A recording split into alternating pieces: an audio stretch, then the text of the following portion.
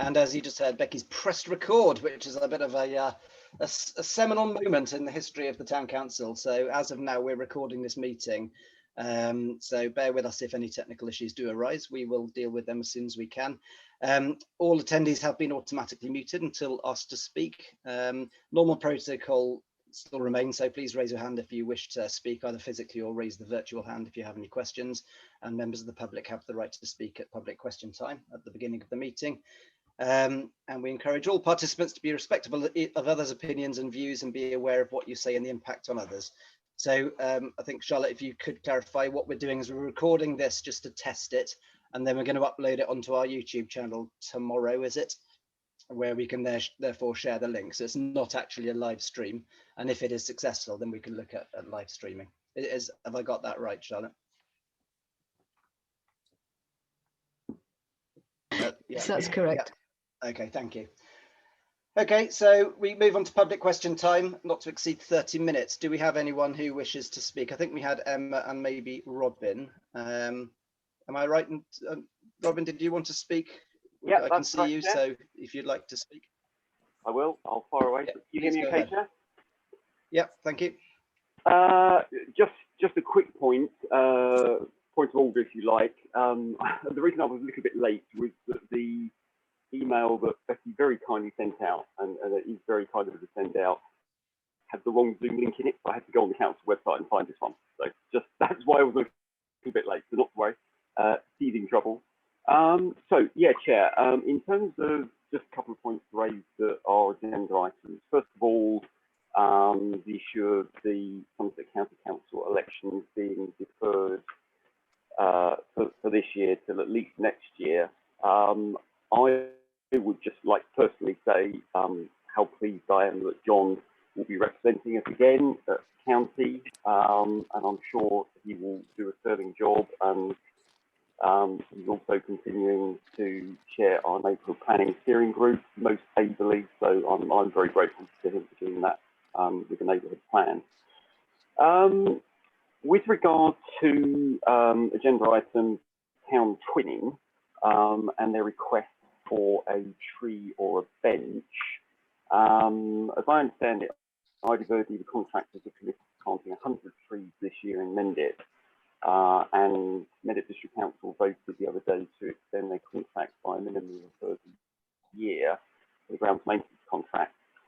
So I'm sure that IDVerde can come up with an imaginative solution for us in terms of the tree. I have already written to Mendip and to Town Council to offer our family services, mainly my daughter, who works at the National Collection of Trees at Western Arboretum, and she would be very happy to assist the council in planting something other than an ash or something like that, something a little bit more interesting that perhaps would attract a bit of interest in the town if we planted several trees, but specifically this one that they requested, and one that perhaps has some relevance to the twinning, something that's native to the people we're twinned with, for example. With regard to the Royal British Legion's suggestion of a floral display, I would suggest, I'm sure the Horticultural Society would be very interested in getting involved in something like that. And again, seeing as IDVerde have very generously had their contract extended for a year without having to do any work for it, I'm sure that they would be very happy if approached to sponsor such a display, or to do it as an installation in kind, which would be nice, wouldn't it? In terms of earmarked funds, item on the agenda, could I just, it's something that over the years Town Council has contributed to, and I think Simon Davis started this years ago, an annual contribution to the funds for the Community Speed Watch programme. Community Speed Watch is allowed to start again in a few days from government guidelines, and so all the volunteer teams will be going out again where they haven't been able to do so. And I think we'll probably all agree that that is a vital service within the town that is run entirely by volunteers, and it makes a major contribution to road safety and keeping the speed down on our roads. And so I would personally like to see that very small, I think it's only 500 quid or something, contribution into that pot each year continues for, you know, just ongoing costs of uniforms and that sort of thing. And finally, in terms of the annual assembly, the only comment I would have on it is that have we considered asking the groups that the town council are giving grants to, small grants over the year, perhaps inviting them to come and do a short presentation if it's over Zoom or in person if we're allowed to do that, on what they spent the money on. I know for a fact that Windsor Hill Wood, who was going to seek one of these grants, I have spoken to them because I volunteer there, and they have been collecting photographs and data and are very happy to do a presentation and are in fact expecting to do a presentation for the very kind gift that the council gave them. So personally, I would think that that would be a good idea for the annual assembly. Lovely, thank you, Chair. That was all. Thanks, Robin. Just to sort of come back to one or 2 points, the link to the Zoom thing, yeah, we discussed that just before we came on. We'll look into that. Thank you for that. Point noted about the Somerset County Council election. Thank you for your kind offer with the town twinning tree planting offer. We'll come on to debate that later and see what we want to do. Earmarked funds and speed watch. I'm not sure where we're at with speed watch, actually. I don't know if any councillor knows where we're at with that project. Obviously, it was suspended due to COVID. I don't know sort of who's sponsoring it, but we'll find out and see if we can restart that again. And yeah, points noted about the annual assembly. We've actually already discussed that, getting some of the grant groups so to come along and do exactly that. But we'll debate later as to whether it's worth doing online or whether we park it a bit or postpone it. So, but thank you. Now over to Emma, who I think also wanted to speak. Oh, hello. Yeah, hello, councillors. Thank you for letting me speak. I actually, as I think some of you are probably aware, live in Glastonbury, so I'm not one of your constituents. Sorry, but I've been on a bit of a town and parish council tour over the last couple of months to talk to the councillors about the closure of St Andrew's Ward in Wells, which I'm sure you are largely aware. Essentially, just over a year ago now, we set up a Facebook action group called Save Somerset's Community Services in response to the Fit for My Future consultation, which was taking place to discuss the future of St Andrew's Ward. It was really, really obvious from the way that the consultation was structured that the CCG had already made the decision to close St Andrew's Ward, and that was the option that they wanted to go for. And to move the 14 beds that were in St Andrew's Ward, to move those instead to Yeovil and put them next to the ward that is currently there. On the 24th of September, the CCG announced, not at all surprisingly, the decision to do this. And as a result of that, I set up a petition, which I put a link to in the chat box there, and also organised a couple of demonstrations in Wales. One, we had a march in October, and we had an awareness raising event in December, which was also to connect with the other sort of impacts that this is likely to result in. The main issue really is that 52% of respondents to the consultation wanted the ward to remain open, and only 37% agreed with the closure. And we all know that obviously transport links in Somerset are appalling. To get to Yeovil takes a really long time, even if you're just driving. But if you're going by public transport, it's really expensive. The last bus is about 5 o'clock in the evening. There's nothing on a Sunday. And obviously people that are admitted to this type of ward require visits and support from their family and friends in order to recover and to get back to a sort of normal state of mind and to be able to return home. They also receive things called a Section 17, which allows them very short periods of time home to get back, to get back used to being back out in the world again. And obviously, again, if they're having to travel long distances to do that, it's going to make that particular aspect of their recovery more difficult as well. And the transport issues were brought up as a large factor as to why the closure of the ward was a bad idea. I mean, we all know that Wells is fairly centrally placed in Somerset, whereas clearly Yeovil is right on the edge. In fact, it's easier to get to if you're in Dorset really than it is for most of Somerset. and the CCG have this strategy whereby they really want to concentrate all their services in either Yeovil or Taunton, which is absolutely no use to people in our area of Somerset where we live. So essentially, I've been going around asking town councils if they can individually sign and share the petition. I have just discovered that the ward is going to remain open until the summer next year. So I have extended the petition. It was going to end in this weekend, actually. I've extended it till May. And at the moment, I'm assessing what we're going to do, because obviously, thinking that the ward was going to close very imminently, I postponed all the demos we were going to do. So it's a possibility that we might come and do some sort of awareness raising demonstration in Shepton at some point in the future, because we've got a lot more time now, so we might as well. The other thing I was hoping was that town councillors might collectively write a letter to the CCG to encourage them to keep the ward open. And another reason, apart from the transport issues, is obviously that we know now that the results of the pandemic are that people are having a lot more mental health issues than they previously were. A lot of wards are already full to capacity, so we're suggesting that the ward in Yeovil is opened as they want to do, but that they also keep St Andrew's ward open and also reopen Phoenix ward in order to cope with the added pressure that's going to be on the system. And at the very least that they do this while they can assess the impact of the pandemic, because if they do this now and then find that they're in need of the wards and they are no longer there, obviously they're not going to be able to reopen them easily. So as I said, I've spoken to quite a lot of different town and parish councils, and I think all of them, apart from one, have agreed to send a letter to the CCG to encourage them to delay the closure. So it would be great if you could also come on board with this and send them a letter. And obviously, also, if you individually wish to do that, that would be great too. But I think that the town council itself, you know, will perhaps have a bit more impact, perhaps if they realise that you're speaking obviously on behalf of the people you represent, who I'm sure largely want this ward to remain open as well. Thank you so much for letting me speak. And as I said, since this is going on for longer than I expected, if you do want me to come back and let you know how things are going, then I'm more than happy to come back and update you in the future as well. Thank you, Emma. Thank you very much indeed. And yeah, thank you for the support of a local facility, albeit not in Shepton. Sharon, did you want to speak? Yeah, can I just ask a quick question? Emma, I did a bit of work with the CCG around this, and they were talking about putting in extra support around transport for families. Did anything come of that or not that you're aware of?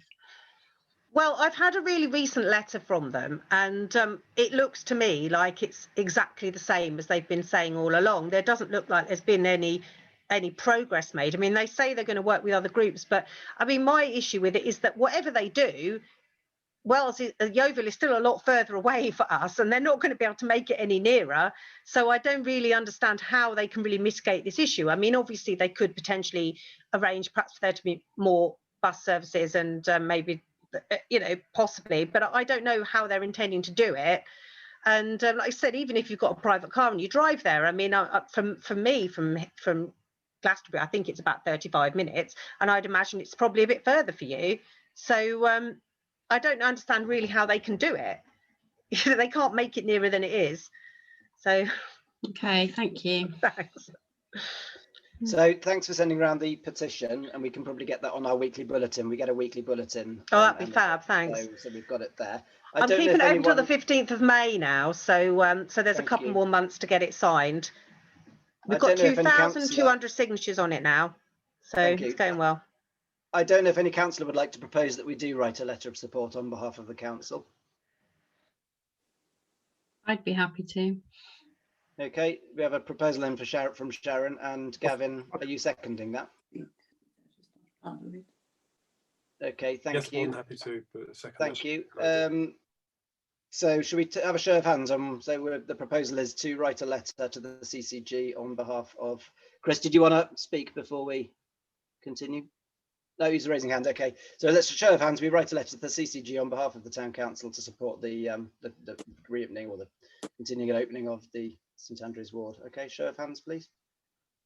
Thank you very much. I'm supporting it, but I've got communication problems. It's okay. Thanks, Garfield. Cheers. Thank you. Okay, thank you very much, Emma, for your time. Thanks for Robin earlier as well. Appreciate it. And thank you so much. Feel free to disappear. We won't take offence if you go now. Thank you. Okay, thank you, councillors. Thank you, members of the public. Thank you, officers. So just moving on now to apologies for absence. Do we have any apologies for absence, clerk? I think we did. I did have an email from Councillor Tolson said he would be late because he's working till 7 o'clock. So, but he doesn't tend to join us. Okay. Any declarations of interest of matters related to this agenda from any councillor? I'm not seeing any hands. Martin. Yeah, Martin. I can see. Hello.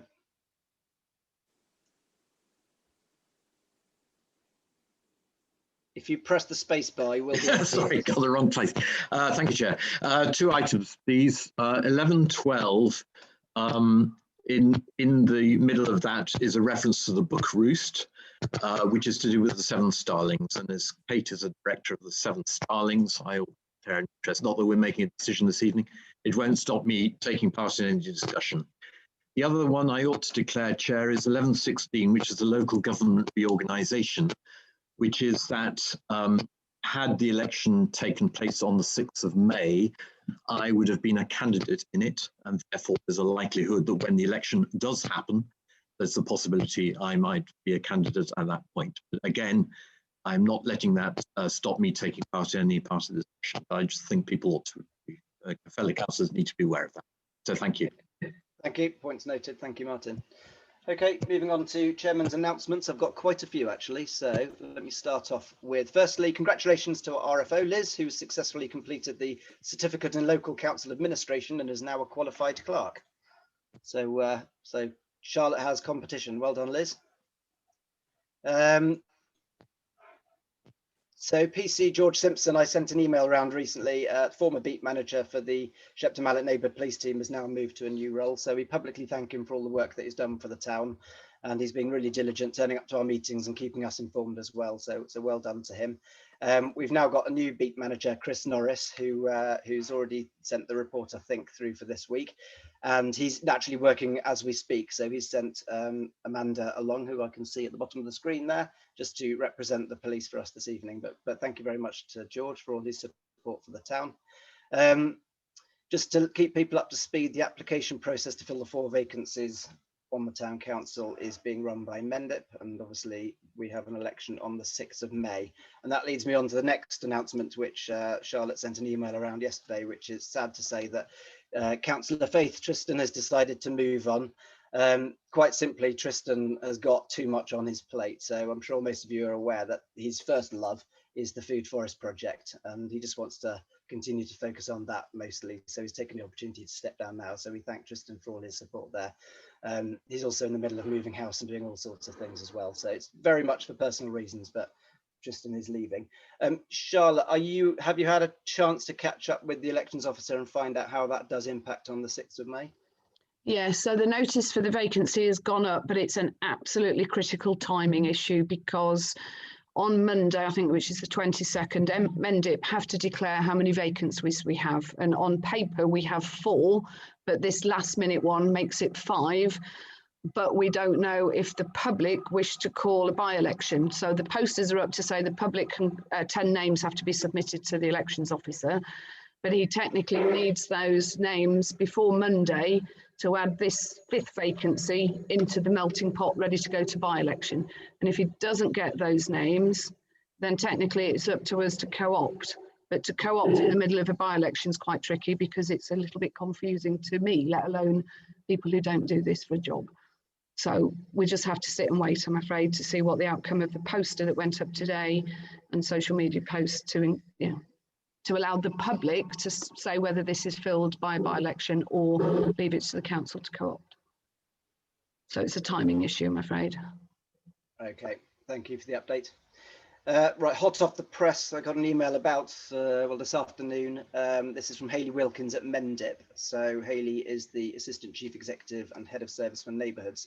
This is about the closure of the Commercial Road car park temporarily. So I'll just read out this email just so it's clear. I wanted to let Shepton Mallet Town Council know of some immediate works to Commercial Road Car Park. The reasoning and implications, as I was sure you would want to be kept abreast. Equally, I'm arranging to contact each of the ward councillors too.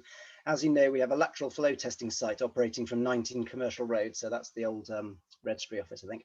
However, we were recently approached by county to extend this offering to support potentially positive cases being tested from the same location. As such, we've been working to a very short timescale, so confirmation received yesterday and works to commence tomorrow to accommodate the CCG and county. This will see a porter cabin and other infrastructure placed within the Commercial Road Car Park, and ultimately 2 testing facilities being located there for the foreseeable future. In order to manage the equipment needed, the car park will be closed all day tomorrow. We'll then reopen to the public with 1 section coned off. We have worked with our permit holders for the space to ensure that they are aware of the closure for the morning, and equally we are planning some wider communications to support the provision. So hopefully that's clear from people. And that was it from, oh no, sorry, one more thing. I've had a call from TrueSpeed, the broadband provider people, to say that they are approaching Shepton Mallet, literally. They're coming down the road. They're starting to install Croscombe next week. And they just wanted us to be aware that they're here. And he started to talk about what support we could give him. I said, well, obviously as a town council, we can't give any particular support to particular commercial enterprises, but he's going to send us some information because there are inevitably some more roadworks involved, unfortunately. But yeah, watch out, TrueSpeed's coming to Shepton. I said I'd at least let councillors know, so we're on the front foot. Right, that is it for Chairman's announcements. So up to section 11.4, we've had a report through already, but an update from the local community policing team. So Mandy, I'm not sure if you want to comment on the report or if you have anything else to add. No, by all means. So my apologies for being slightly late, as there were some slight issues in joining the meeting, but I'm glad I've been able to join. So I just wanted to introduce myself. My name is Mandy. I'm one of the town police community support officers. So I work closely with Chris, I think you mentioned earlier, and we also have Robert Nell, who's also another PCSO. We also have a supervisor, Stephen Redding. He unfortunately was unable to attend this meeting, and he's asked me to attend on his behalf. So obviously we sent out the our agenda earlier. I said I put it out to the floor. Is there any questions in relation to what's on our information that we sent out, or would you just like me to have a quick chat about it? I can see if any people have questions, please raise your hand. Sharon, I see you can see you've got your hand raised. Yeah, I've got a really quite embarrassing question. But not at all. What's the difference between burglary, theft and robbery? I didn't really get that. Okay, so burglary is where somebody attends a property and it's a house, or a non-dwelling burglary. So that's like a commercial building. And that's where, so the definition of a burglary is somebody attends that property. So that's the civil trespass. And then they either steal something from that property, or weirdly, if they assault somebody on that property, it can also be classed as burglary because you have to have the civil trespass. So that centers around the civil trespass of a building. Theft is whereby you take something from someone where you permanently deprive them of ever getting that back. And robbery is whereby there is a threat of assault or hurting somebody. So whether either they make that threat or they physically harm someone, and then the theft part comes in afterwards. Does that make sense? That's great, thank you. Yeah, no problem. Any other questions? Tim, you had your hand up. Hello. Yeah, I just wanted to see if you've been aware of, I've read a few reports about exhausts have been stolen in Shepton, yes. Like a couple of cases of the catalytic converters or something that got precious metals. Is that something that? Yeah, something that it's definitely on our agenda. I was made aware of a couple sort of through Facebook, and we've obviously had a couple of reports. Also, there's been a couple of reports in Wells.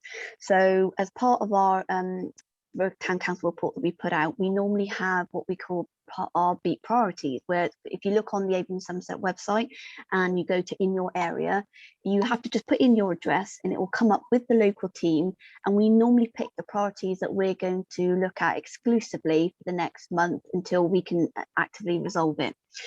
So obviously we're aware that this is coming up. I was chatting with my supervisor today because we want to make it a priority for us. We want to get ahead of the game.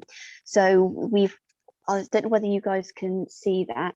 So we've got some packs that we've found that are specifically for security for the catalytic converters. This happens every now and again, whereby it's precious metals is scrap theft, and that's the metal prices go up, which is where we start seeing it. So these packs are free. We've managed to secure a few, and what our plans are is to contact the people that have been involved and give those packs out to the people. So the next, once they have the repairs done, they will have a pack, and then we will be putting out a Facebook message in relation to highlight the people of Shepton Mallet and local areas, and we will do that by our website, by our Facebook page, which is called Mendip Neighbourhood Policing, which covers Wells, Glastonbury Street and Shepton Mallet. That's great, thanks. Thank you, Mandy. I've got a question. Yeah. I think it was last summer. I think in Wells you did a bike marking scheme. Yes. You know, where you can. Is that planned for Shepton at all? Yeah. Yes, we will be doing that. Unfortunately, because the pandemic happened, we were looking to do that just before Christmas, and also another session just after Christmas, obviously with new bikes coming in.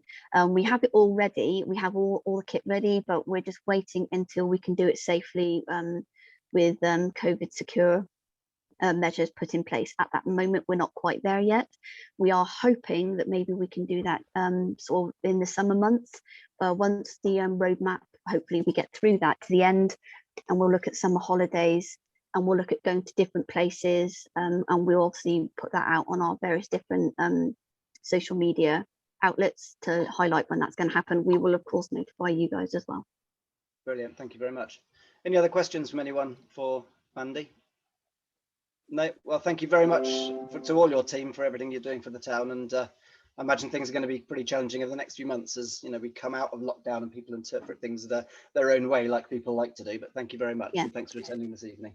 No problem. I said, do you need anything else from me, or are you happy that I go? If there are any further questions, please don't hesitate. I think on the Town Council report, it's got our contact details. Please just email me and I will get back to you as soon as I possibly can. Thanks very much, Mandy. Appreciate it. Yeah. Okay, thanks again. Thank you. Cheers. Bye.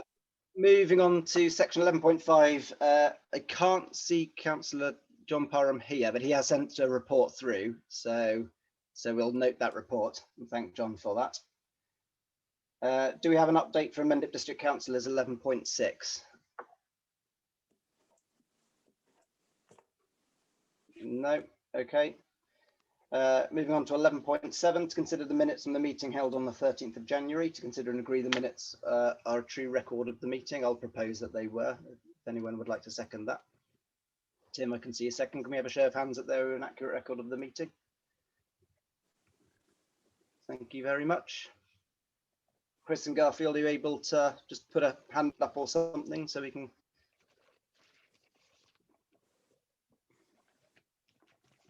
Okay, well, we've got. Yes, I can. I'm fine. Sorry, I have real difficulties with communicating. Okay, we can hear you very clearly, but that's okay. Yeah. Okay, section 11.8, to note the minutes and draft minutes of the committee meetings have been circulated. So we're just noting that one, aren't we? I don't think we need to vote on that, do we? Note. Yeah. And then section 11.9, update from the chairs of the above committees on key decisions and next steps to receive a verbal update. So if we have a whiz around, I'll just go in the order that's on the agenda. So people and promotion. Tim, do you want to give a quick update on what's happening within that committee? Yeah, sure. Okay, main bits. We've had the arts working group meeting. That was well attended. It's brought up a lot of ideas. Tara's just collating all the information of that, and we've got a meeting with councillors on the working group next week to discuss it. Abby is taking the lead as the youth sort of lead councillor, which is great, and Martin is leading on tourism, and there's quite a lot of initiatives happening around there. We've also started the summertime activities project, so we're looking at ways that we can get some regular, once we come out of lockdown, activities in the town over sort of July and August. That's happening. Myself, Sharon and Tara met on that, and then we've got a working group to bring that forward. And then with walkers are welcome, we've paid the £90 deposit, so walkers can now walk around Shepton without fear. And we've also got the Heritage Trail that we're also working on, and we've had a few meetings on that, and that's developing at a nice pace, and it's on time at the moment. I think that's it. So it's quite busy, lots of stuff going on. Thanks, Tim. I'll keep the town development and planning short and sweet. We're receiving about average 9 applications per Can I just add to what Councillor Connor said? We did have a meeting at Walkers our welcome steering group today, so that is moving on well. Thanks, Martin. And sorry, I missed your hand. Yeah, town development planning, we're receiving about 9 applications every 3 weeks. But I'd like to thank Martin publicly for he's doing a lot of background work on. There's an awful lot of consultation, and I'll be honest, it's incredibly confusing. We were asked to consult on the proposed white paper changes to planning last year. Now we're being asked to consult on design codes and the right to regenerate as well. So Martin's sort of going into the detail for that. We're getting quite a lot of information via Mendip planning as well regarding that, also the phosphates training as well, which is being circulated as well. So yeah, so there's a lot of stuff sort of going on in the background with regards to town development and planning. Next is placemaking and protection. Chris, do you have an update for us? Oh, okay. I had a message from Chris. He's unable to contribute. I don't know if he's experiencing technical difficulties as well. Let's move on to this HR. Gavin, any update from HR? Yes, just a brief one, really. The clerk and I have been looking at the sort of job description and title for the new community officer, and we're hoping to move forward on that post the next HR meeting, which I think is on the 28th. So that's quite exciting news. That's about it. Thank you. Okay, thank you. Charlotte? Just to clarify, I think the 23rd, I'm going to try and call it for next Tuesday. It'll be a very brief meeting. It's basically 2 items that we didn't have a chance to finish off at our previous meeting. So 23rd, next Tuesday. Thanks, Charlotte. Can I just mention that 2 people have said now they've got technical difficulties. So when we get to points where we really need to do quite a bit of debate, we might ask people to turn their cameras off to freeze up bandwidth or something like that. So because I want everybody to be able to contribute verbally. So let's carry on as we are. But Chris and Garfield, do raise your hand virtually if you want to contribute, or send them a chat message. Collett Park Management, Garfield, are you able to contribute to that? I just keep dropping out. That's the problem. I've had to sign in about 5 times during this, so this might happen. I wasn't able to respond to you when we came to, I'm not trying to go backwards, but I'll try and encapsulate some of the feedback from Mendip District Council, because I wasn't able to react. I was actually down at the time you asked that. You asked it, but I heard you, but I couldn't respond. I didn't have the bandwidth to do it. Feel free, Garfield. Do give us No. It's one of those things. I'm changing. Important you know this, but I've had enough of talk, and I'm changing to another supplier because I'm just finding it unreliable. So in fact, I'm hear my frustration in my voice, please. Just a couple of things. Number one, concern to move forward with tree planting at the top of the park, which I have in fact been in contact with Josh Burr, portfolio holder for neighbourhood services at Mendip, and there's an ongoing debate about tree supply to be able to help us to do that. And I know it's coming up later in the meeting, the discussion about the possible planting of a tree. I think that it's a personal view, but I think it's shared by other members of the committee, and that is that I think we might have lost Garfield. I can't hear Garfield. I'm presuming no one else can. Garfield, I don't know if you can hear us, but we can't hear you. Okay. Okay, Garfield's frustration with Talk continues. I'm not sponsored by any particular broadband company, by the way. Garfield, if you do come back on, do raise your hand, but we can't hear you. It's all gone silent, I'm afraid. Let's carry on. If you want me to add, Matt, I think probably what he was going to say is that we have got a responsibility to do more tree planting. So there is a plan to create a copse area in the park. And there's a plan to create like an old fashioned, I don't know what you call it, a parade of trees or an avenue of trees. It'll have a formal name, I'm sure. The request from Twinning is separate. They're wanting to do something separate to these two places. But we take the view any tree that comes forward is brilliant. So, but yeah, I know with Councillor Kennedy, there's a plan to do quite a bit of tree planting over the next 12 months. What you might, need to be aware of, trees have to go in at certain times of year. So they're almost at the end of planting them for this year, and then it will have to start again in November. So you wouldn't put a new tree into the ground in warmer months. Okay. Right, let's move on to, that was the last of section 11.9. So we're moving on to 11.10 to fill the vacancies on town development and planning. Garfield's back. Let's just see if this is connecting to audio.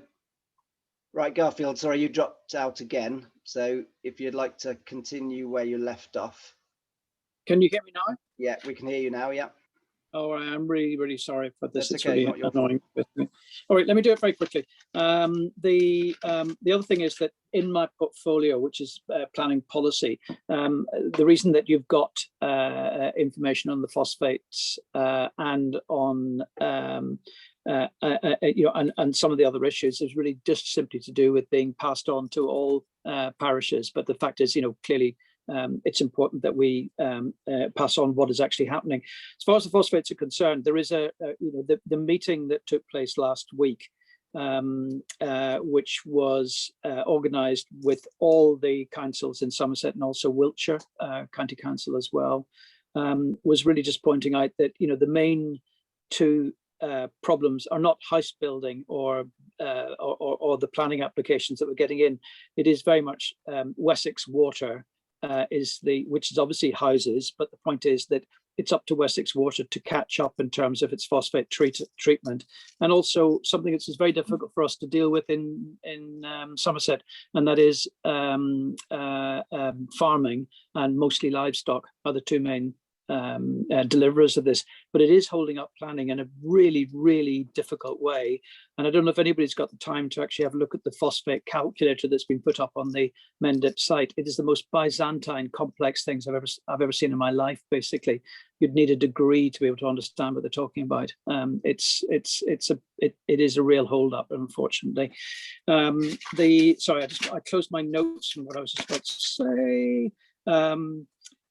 The other thing that I'm dealing with, which I think does have relevance, and given the fact we very sadly have lost Tristan, is trying to tie in the climate emergency into planning policy.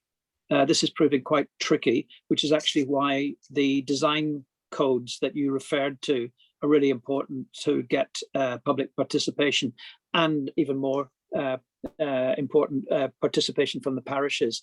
It's whichever way we can actually use the design codes to, in a sense, make a beautiful to make the buildings that we build and the architecture we put up beautiful. The government keeps on using this word beautiful, but it's got to be defined. We've got to find a way of seeing how those design codes can effectively make more sustainable buildings, and if the government is to be believed, more beautiful communities. It's quite tricky, but it's well worth trying to respond to that as a council. I'd really ask you to do that.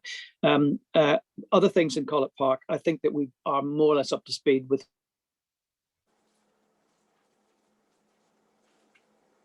We've lost Garfield again. Okay, right.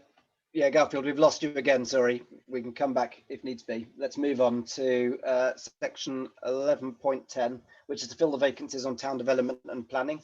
So currently it's Abby, myself, Neil and Martin. Do we have anyone who would like to join this committee?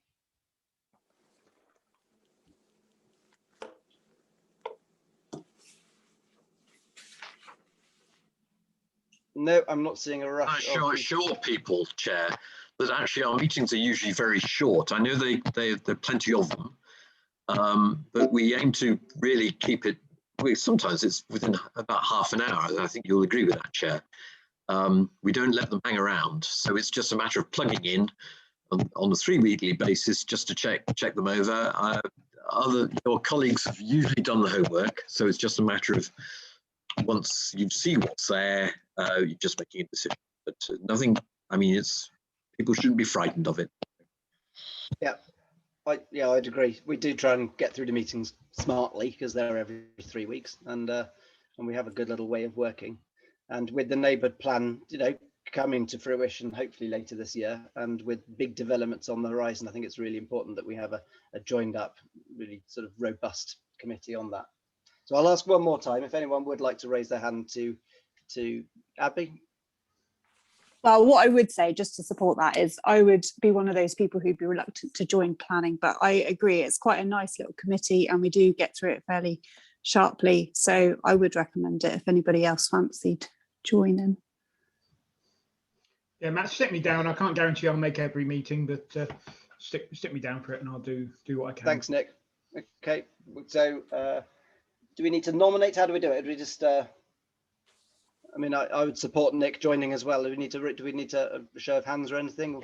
Yeah. Can I just say as well, if we need these people, because if one member is absent and then in the meeting someone loses technology, just as we've lost Councillor Kennedy again, that meeting has to stop. It's not legal to carry on. So ideally we want a minimum of 5 so that 4 can come, and then we lose one through tech, or sometimes they have to declare an interest because they know the property owner or the neighbours or whatever. So in answer to your question, someone needs to just propose that Councillor Tolson is the new member of that and second it. I'll propose Nick.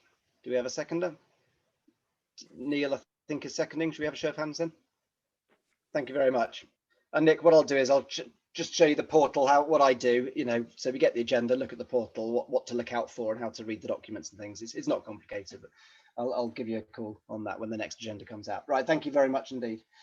Okay, moving on to item 11.11, future meetings, to consider a written report from the town clerk on a proposal for the annual assembly, the move of the date of the annual council meeting, and to consider returning to face-to-face meetings eventually. Right, Charlotte, over to you. Okay, thank you. So there's 3 items in here. What's traditionally known as the annual parish meeting, but also called the annual assembly. It's a requirement to have this annually. Obviously, it's not a council meeting. It's probably traditionally done in a smaller place to bring all the sort of community groups together once a year to hear an update.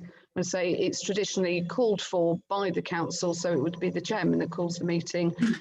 If councillors wish to attend, they do so as a member of the public rather than as a councillor. We didn't have one last year because of the pandemic, and the previous year we held it up in the council chamber, and we had a presentation from Twinning and a couple of organisations. So it's to say, whether do you wish me to organise one? We have it in the diary, but it would need to be on Zoom. The suggestions are in the report that we invite some of the groups that either we've given the grants to or on a theme. So my question to you is, do you wish me to proceed or not? So that's the first one. Second one is returning face to face, and this is a little bit more important because the regulations expire on the 7th of May that allow us to meet virtually.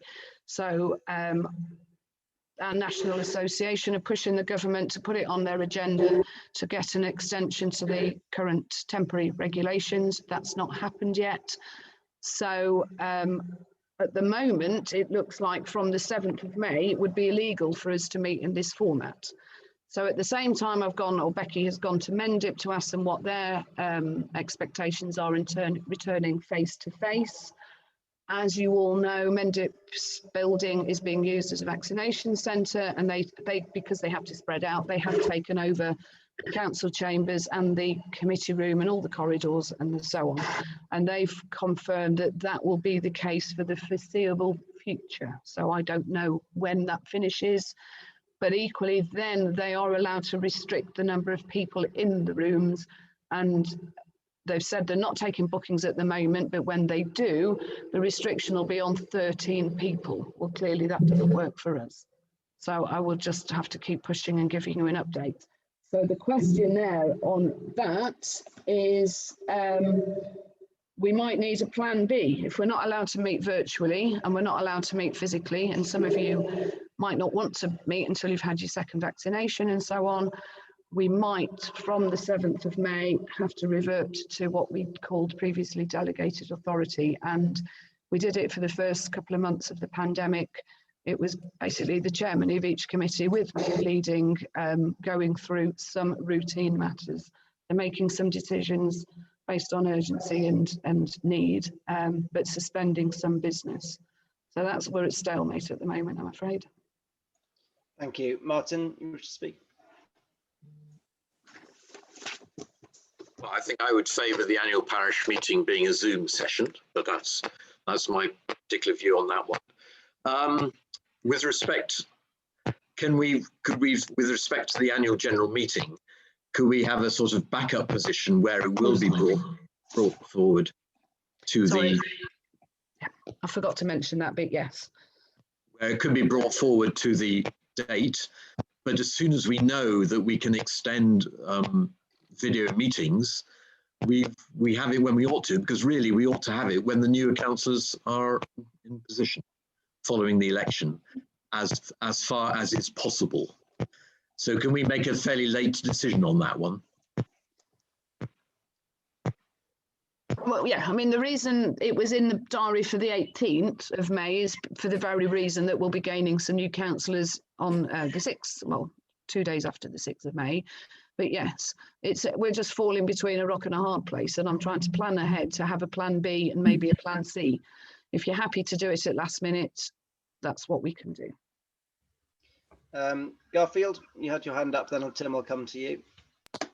Yeah, I agree with what Martin's just said. I think that's actually a good plan. I think we should have a time meeting, even if it's not entirely satisfactory. I think it's an important part of our calendar and our kind of democratic visibility, if that makes sense.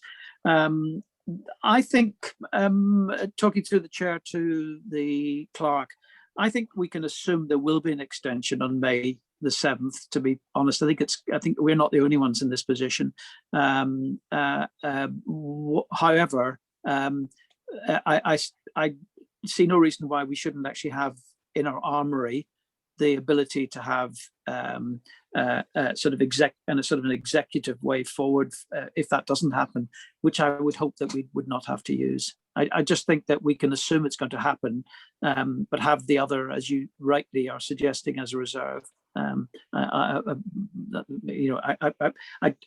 town meeting should take place, even if it can't be as well attended as usual. And I think that the idea of people that we give the money to being able to present is probably the satisfactory way of doing it at this point. Thank you. Yeah, thank you. Tim, did you want to speak? And then Neil, I'll come to you.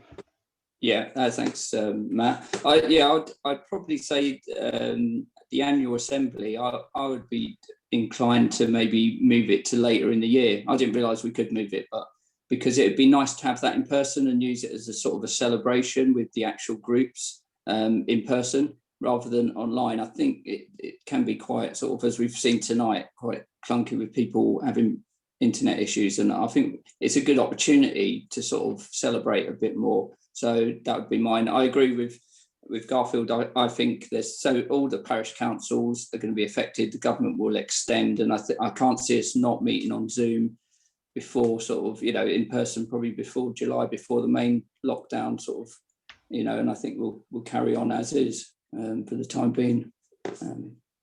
They should announce it, but they haven't yet.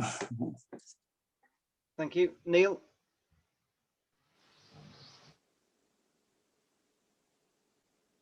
We can't hear you, Neil, but your microphone is off. It is on. No, we still can't hear you.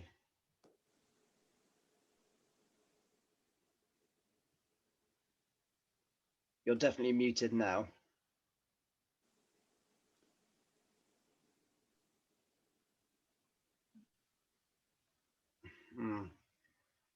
I'm presuming no one can hear Councillor Sheehan. No. We can't hear you, Neil, I'm afraid. If you'd like to ask a question, it's far from ideal, but if you go to the chat bottom at the bottom of the screen and just click chat and type a question, I don't know if it's worth logging back out and logging back in. That might solve the issue. I'm afraid we can't hear you at the moment. Sorry about that. Does anyone else have anything else to add to this? Martin? Oh, I mean, is there probably a chance that we will have reasonable notice if an extension is going to be announced? Are they likely to do it at the very last minute? And yes, okay. But hopefully we could, we could have our plan B in good time. But obviously, it's obviously going to be a bit last minute. I rest my case. Thank you, Chair. Okay, thank you. Any other comments or anybody else before we go to? We sort of have two proposals with regarding the annual parish meeting, either to do it on Zoom in time with what we would normally do, or Tim's recommendation to do later in the year. Charlotte, do you recommend doing sort of two votes on this? Yeah, I mean, I need to steer one way or the other. So if you do the annual parish meeting first. Okay, so would somebody like to make a firm proposal with what to do with the annual parish meeting? Either to do it on Zoom in line with proposed video call Zoom. I will second it. I will second that, Garfield. Okay. Do we have a counter proposal, or we can go straight to a vote on that? Suggest we vote on that, Chair. Tim was saying. Tim? Yeah, sorry, I would just say just vote on that, and if we got majority, then the other one falls. So. Okay, well well, we have Martin to propose that and Garfield to second. So let's take a show of hands then whether we will run the annual parish meeting on Zoom. You have a show of hands for that one. Thank you. And Garfield, obviously you seconded it, so yep, you've got it. Chris, we can't see a reaction from you, just for your information. Okay, thank you. And the second part of the report, do we wait until nearer the time, Charlotte, or do we vote now whether to give you delegated authority in case we don't get sign off? Well, the paperwork I'm reading from, published on the 8th of March, says that now pushing national bodies to press the government to extend the regulations. However, at this point, the government has no plans to extend these regulations, and so council should start preparing for the real possibility of having to do face-to-face from May, but obviously I've told you that you can't. That's a statement from the National Association. So I would propose then that we do, as per 6.3 of your report, that we will move the annual council meeting forward from the 18th to the 4th. I know that's before the election, but I'm pretty certain that we will be allowed to meet on Zoom. So I will propose that we do that. Do we have any seconders for that? Happy to second. It's me again. It's Garfield. Thanks, Garfield. Should we have a show of hands on that one? I'd be amazed if we find ourselves in that situation. Okay, thank you. Right, thank you for that's carried. Right, thank you. Watch this space. But that's on the understanding that if we do get the extension, we can go for the 18th. Is that? Yes, yeah, that's because thank then you. obviously we can include all the new councillors. Yeah, that. Yeah, fine. Thank you. Okay, was that it for that? Yep. Okay. So now on to 11.12, request from community groups, the Town Twinning Association, the Royal British Legion, to consider the report from the Town Clerk that includes a request from the Town Twinning Association for the Town Council to purchase either a commemorative tree or bench, and a request from the Royal British Legion to install a commemorative floral display in Collette Park. Charlotte, do you want to give any more detail on that, on this? Well, I'll say on the first request, it's from the Town Twinning Association, and Councillor Lovell might want to say something. Does he help put the report together? Thank you, thank you, Chair. Yeah, that's the request is there, as explained, that this is the 60th anniversary of the friendship between Shepton and Misburgh, so a major event. Because of this would normally be a meeting of the various groups, either there or here, but obviously that's not possible situation. So the suggestion from the Town Twinning Association is that we mark it in one particular way. The suggestions there, A, B, C, are their suggestions. Where it says this is the association's preferred option, please ignore that, in the sense that I was trying to encourage them to have a preference, but really any one of those three will be perfectly satisfactory as far as they're concerned. But obviously the significance of the event is that, the significance of the occasion is that really we do need to support it in this way somehow. And those are the suggestions. Happy to take any questions. Any questions for Martin? Garfield, you have your hand up, yeah? Yep. A question and observation. First of all, I think of the options, if they were happy with any of the options, it seems to me that everyone gains by a tree being planted, and I would propose that that is the option that we go for. I also have an ongoing concern, which I've expressed before, about the Twinning Association, really in the sense, unless it actually starts reaching out to a wider public, and I also include schools and younger people as well, you know, I have to question what twinning actually does for the time. I'm not suggesting we get rid of it. I'm suggesting that we look into how it can be more effective, because I am concerned that it doesn't do as much as it used to do, and that in a sense the last thing I want is for it to be seen to be kind of councillors having a bit of a jaunt. That's not what it's about. And I know it's not only councillors, but it has to reach out to a wider community. I also would actually like to suggest for the future that we look at the mix we've got. Misberg is obviously active. I think our French twinning town is also active.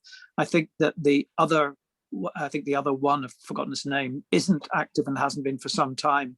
And surely we should be reaching out beyond, I strongly support the idea of reaching out to Europe at the present time, but I also think that we should be thinking about maybe another time, which might be in another place, be it in the Yemen or, whether it's more radical and we're reaching out to a wider world. And it's not so sort of Caucasian, if that's a good way of putting it. Right, thanks, Garfield. Points noted. It's sort of out of scope of what we've been asked to decide now. I'm aware of that, Chair. I apologise for that. But no, everyone has a right to make those points. That's fine. Gavin, did you want to speak? Yes, just briefly. I mean, I think my preferred route would be the one of the tree. I think Robin's suggestion from earlier on was a fantastic one, that it could perhaps be a tree that's slightly different, maybe indigenous to the area that we're twinned with, but also obviously needs to be appropriate for here. I think that could be quite an interesting project that could create some interest going forward as well. So my preferred route would be the tree. Thank you. Thank you. So we have a firm proposal for a tree. Any other comments from anyone else? I'm flicking around the screen. The tree will be very acceptable to the Twinners. Town Twinning Association. Could I make a proposal then that we move forward with the tree? Yep. Do we have a seconder for that proposal? Neil? Happily second. Somebody else, I don't mind, does not be me. Take a vote on the tree then. Tree option B. Okay, thank you very much. I'm happy with that too, so. Thank you. Right, moving on to the RBL one. So, Charlotte, anything to say about this one? So, I don't want to be critical of anybody, but there's been quite a lot of emails exchanged between us, and we haven't really got any further. Now, we've spoken to the contractor, and they're not quite fully aware of the scale of what's required. We've asked for more detail, maybe a sketch and sort of an outline, and the information has been very vague. So that's why I've brought it to you, because I could spend lots of time to and froing, and we've got nowhere. We've put in the odd phone call as well, and we didn't get anywhere. So in talking to the contractor, he said that time's quite tight to actually create the bed, purchase the flowers, plant up and hope that it's flowering in time for their commemorative weekend, which is in May. So it's to get a steer from you. Do I keep putting time into something, or do we decline, or whatever? I say behind the scenes, lots and lots of work goes into these, and sometimes we don't get the information that we can make a decision on. Nick? Yeah, I mean, I read the report, and you know, there's so many questions came up. I just don't think it's appropriate for the moment. I think we need to ask them to submit much more detailed plans ready for next year, because it obviously, as Charlotte says, there's a lot of preparation needs doing, and it needs to come back to us later in the year with much more detailed plans, sketches, etc. Thank you. Any other comments on this one? Yes, for me, it's Garfield. Sorry, I know I have to jump in. Number of things. First of all, Nick, what Nick said, I agree with, but I have other issues. The poor communications we've had with this and the waste of our resource to try and deal with this means that for this year, it's a non-runner. But I also have two other problems, and that is that I actually think that something like this is best beside the cenotaph. You know, we aren't Collett Park is not a garden of remembrance. It's a public park, and I think it's not the appropriate place for this. The cenotaph would seem to me to be a much better location. In both the cenotaph and Collett Park, I think that there could be you know, consideration of whether it would be vandalized and who's going to pay for that and who's going to manage that, etc. Both are quite exposed places. Collett Park does get vandalism, wish it didn't, but the cenotaph is in such a public place as well. I would be concerned about the safety of putting this together, and the cost of putting something together that might be disappointingly wrecked very quickly. I think it's red rag to a bull. So I'm not convinced it's a goer long term, not just short term. Thank you. Thank you. Any other comments from anyone else? Gavin? I think, as others have said, we can't just sort of give consent to something without any real detail. I mean, I was obviously in the original meeting. I mean, we were widely supportive of something, but in the absence of any detail, I just don't think we can make a decision. But I would be anxious as a council that we're not being seen to be pouring cold water on something that's a potential positive idea. But I think that there are quite a few questions around this that really just haven't been answered. So I don't think it's appropriate to proceed with it at the moment. Thank you. Okay. Would anyone like to make a proposal of recommending that we ask them, say, to come back? I mean, I don't mind proposing as chair to say, look, we can word it that we are broadly supportive in what they want to do, but with the lack of detail, we want them to come back next year. I'd make that as a proposal. Do I have a seconder for that? Garfield, is that you seconding? It's not quite. I just think that that's not quite the tone. They've got. We're not against what they want to do, but I'm not sure this is the right thing. That's what I'm trying to say. I think that the tone of what we send back is not. I mean, I'm concerned that the tone is that sorry about this year, but next year there's a jolly good chance. I don't think that's. I'm not hearing that in what the councillors just said. Is what I'm trying to say. You're welcome to apply again, but unfortunately we didn't have enough detail. I think it should be a little bit bolder than that. I don't think that's a negative thing to say. I am certainly not against the work of the Legion and what they do and achieve, but I don't think this is as practical as. I'm not sure it's the appropriate thing to do. Is what I'm trying to say. Thank you. Any other comments from anyone else? It's sort of it's the semantics, isn't it? Gavin, are you? Yeah. I mean, I do take the point. I mean, but how we word that now in a proposal without sort of upsetting people or driving people away is quite difficult. I mean, we could say that as a council, we're obviously hugely supportive of the British Legion, but in the absence of any detail, etc., it's not something we can proceed with at the present time. I would back that motion wholeheartedly. What you just said. I mean, I think that's the tone. The tone is more correct for me for that. Do I have to repeat it word for word? Nick also sort of seconded mine, but I would be happy to sort of say what Gavin said. Would you? Okay, well, Gavin sort of proposes that wording. I saw Charlotte noting that she had made a note of that. Is that okay? Do we have a seconder for that motion then? Yeah, Nick seconding it. Thank you. Should we have a show of hands for that response then to the Legion? Okay, thank you very much. Can I just say something? I am abstaining everything to do with the British Legion. I am a member of British Legion, so I abstain. Thank you, Bente. Yeah, right, we'll note that. Thank you. Right. 7 Starlings at the bottom of that report. It was just to say that we'd also had a request, and it's almost basically to show you that we are getting nice requests from people. That's a straightforward one. We want to use the bandstand to do their what they call the book roost, which is giving out books to sort of younger people while the library's closed over the Easter holidays. So they'll be in the bandstand. So I don't need your permission, but I thought it'd be a nice positive. Thank you, Charlotte. Okay, moving on to 11:13 to consider the reinstatement of Park Run. Hopefully we can knock this one off pretty quickly. I propose that we support the reinstatement of Park Run as long as it's in line with the official Park Run safety protocols, and which I'm sure will be in line with the national lockdown roadmap. Do we have any other sort of comments on this?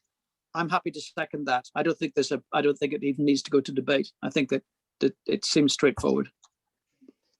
Does anybody else want to make a comment, or should we just move straight to a vote on that? Okay, well, should we vote on that proposal then? Thank you. Thank you very much.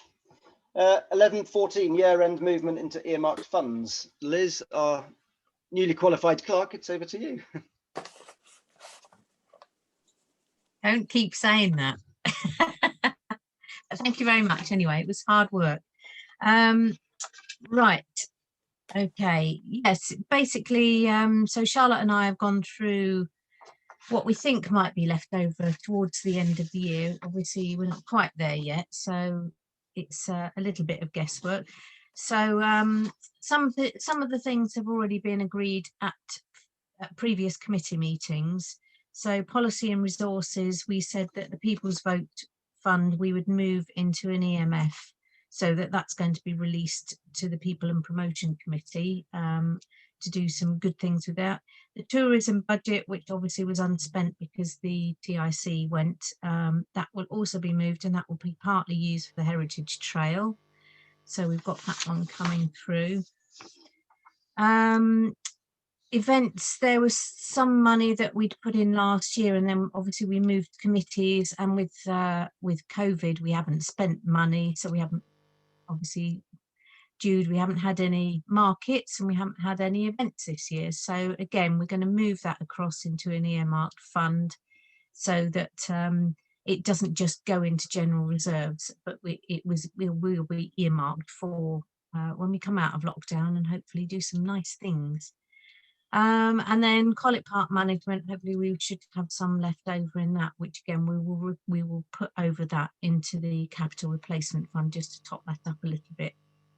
You've got a big chart there of the position of the earmarked funds, what we put in obviously at the beginning of this year and what we've got in there now.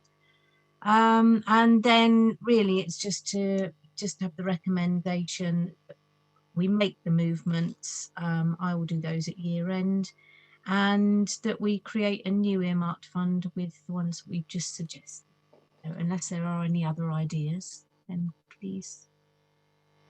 Thank you, Martin. You've got your hand up. Martin, Martin, you've got your hand up. Is that from a previous time? Could we be reminded what the People's Vote Fund is? I've forgotten. It was a scheme we were going to run where we were going to say to the community, there is a pot of £10,000. What would you like to spend it on in the town? But we ran out of time to administer it and COVID came along. And so, yeah, that's it. Thank you. Any other comments or questions for Liz? clarify that Mr. Horton asked a question earlier about the community speed watch. My suggestion is that it's not a tiny amount of money, but it's not a substantial enough amount of money to sit in an earmarked fund. So earmarked funds really are for more larger sums. So rest assured, if you do need to apply to us for the money or we give it to you, there will be funds available without needing to dip into an earmarked fund. Thank you. Okay, should we just move straight to the recommendations then? I propose that we take on recommendations. Is it 4.1 and 4.2? We've just lost the sheet. Yes. Yeah. Yeah. Okay. Do we have a seconder for that? Tim, I think I saw your hand up first. Should we have a show of hands on that? Thank you very much. Thank you. Thank you. Okay. Right, moving on to 11:15, future priorities of the council, revised committee structure and identifying priorities for the new financial year. So predominantly this is about the potential revised committee structure. Big reports, obviously I don't intend to go through everything now, but the background is we currently have, excluding chairs meetings, 47 scheduled meetings a year, and we only have 2 HR meetings, and the HR committee actually wants to increase that at the moment. And so discussions have taken place to amalgamate some of the committees. So I propose we sort of go round the table and ask people for their opinions and open it up for debate. Who would like to kick off? And can I just sort of thank Tim for writing a lot of the background work for this? But as I say, we did want to bring it to council and give everybody the opportunity to speak and have an input. So Tim.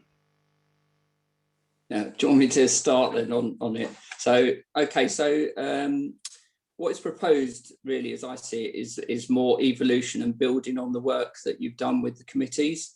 We are a parish council. We've lost another councillor. Sometimes less is more. That's how I see it. And I think that if we remove Collet Park committee and moved it to the placemaking and people in promotion, it's giving officers more time to do their work. I didn't know the amount of time that officers are on there, but we're losing that sort of expertise to deliver things because they're spending their time in too much committees. So that's it. I did have a look back to November, very unscientific on the agendas, and in 11 meetings we had 20 councillor apologies. So it's kind of telling you the sort of where we're not working as smart as we could as an organisation. What else? Oh, HR. Conversely, HR I think should be meeting more. At the time, we've got a new job description that we really need to get over the line and out and advertise. So sometimes we need to increase the meetings.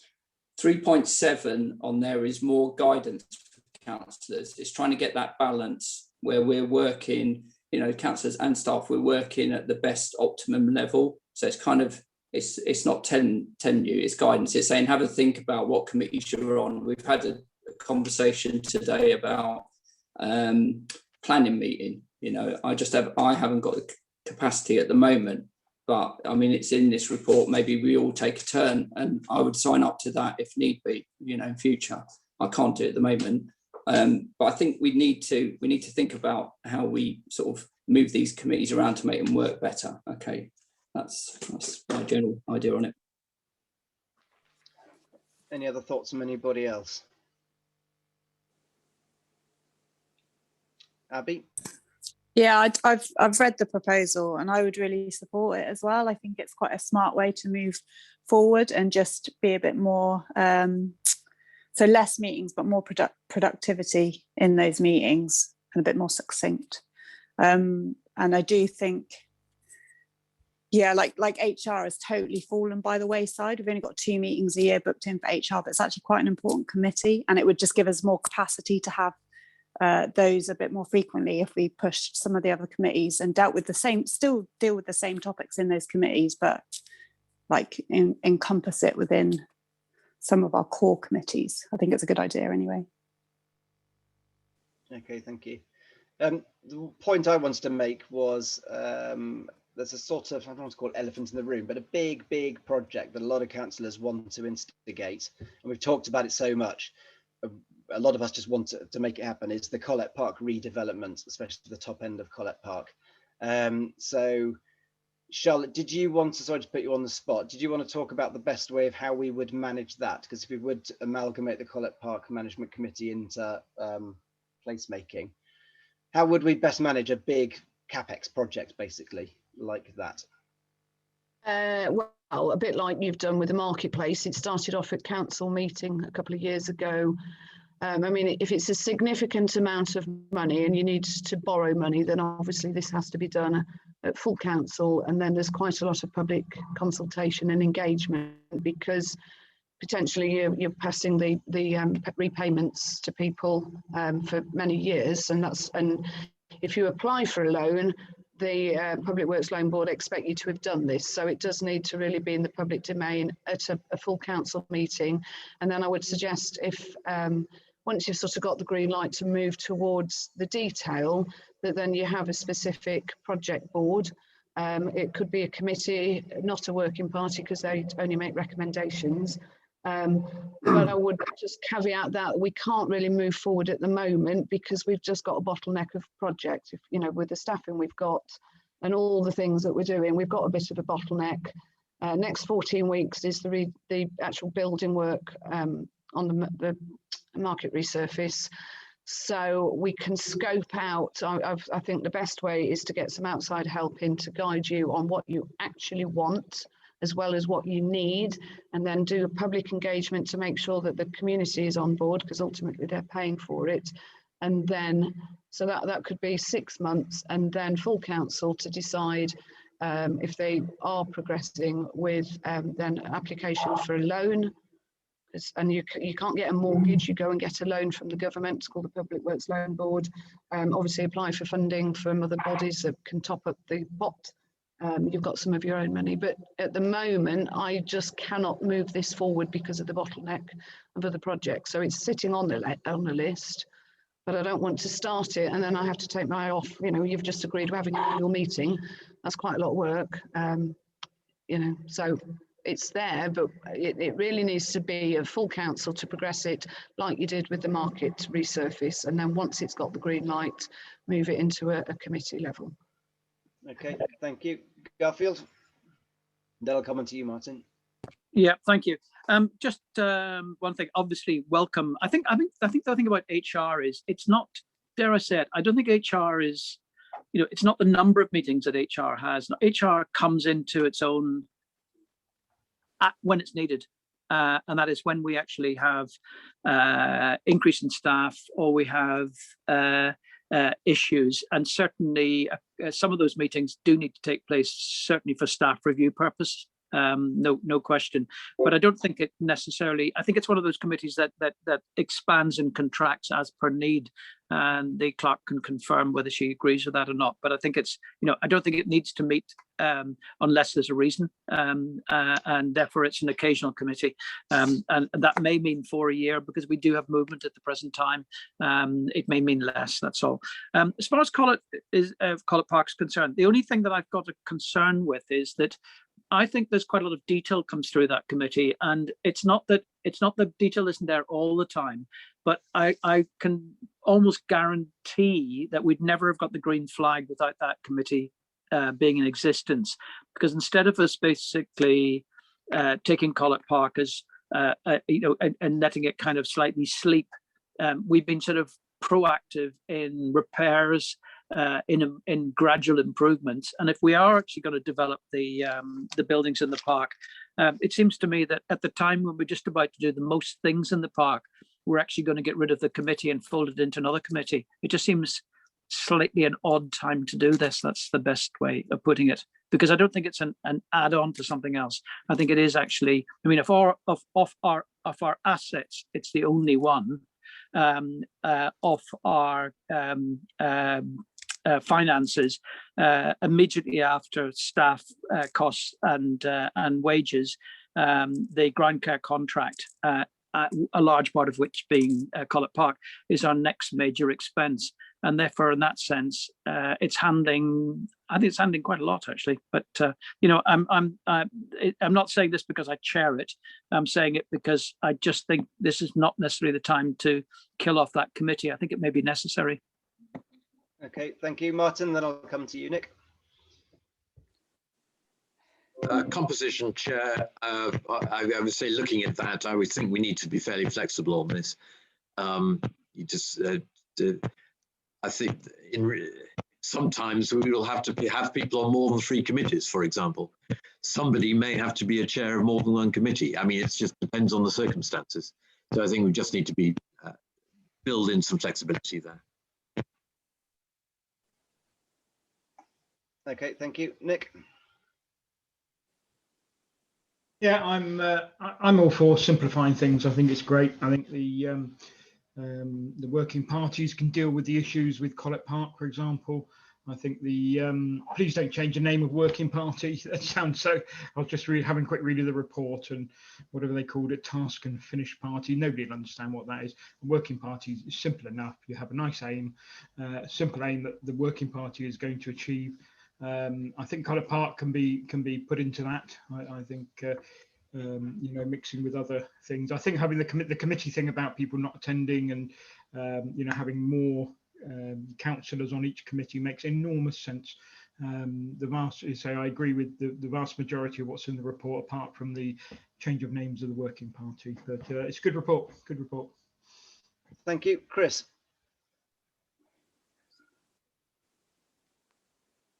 Yeah, I'm sorry about the technical issues this evening. I mean, the screen is freezing, and you're all John Collier tonight. But anyway, my concern is about Collett Park. I mean, we did. I mean, we went through the ringers a few years ago by taking advice about actually managing Collett Park because it's a charity and all the rules. And the advice that we had at the time was it's better to split the management of Collett Park away from the council and seemed as running it as the charity. Now, those rules may have changed since, but that's what we were told at the time. I mean, and as well as a litany of worries about VAT and how we spend money in Collett Park and all the rest of it. So, I mean, if the advice isn't now what we were told at the time, well, then that may change. But I do think that the focus of maybe 6 months' time, maybe 12 months' time, maybe 18 months' time, but the project at the top of Collett Park will be and should be the major project of this council, and as a result, merging it into another committee, I think, like Garfield said, is probably an odd step to take if you know that's your next biggest project. Now, of course, that might not be the case, and the council may want to do other things, but that would be my view. Thanks very much. Thank you, Chris. Cheers. Gavin? Firstly, I'd like to speak about the Collett Park thing. I think, as you know, as a town, Collett Park is our only asset, and it's the jewel in our crown.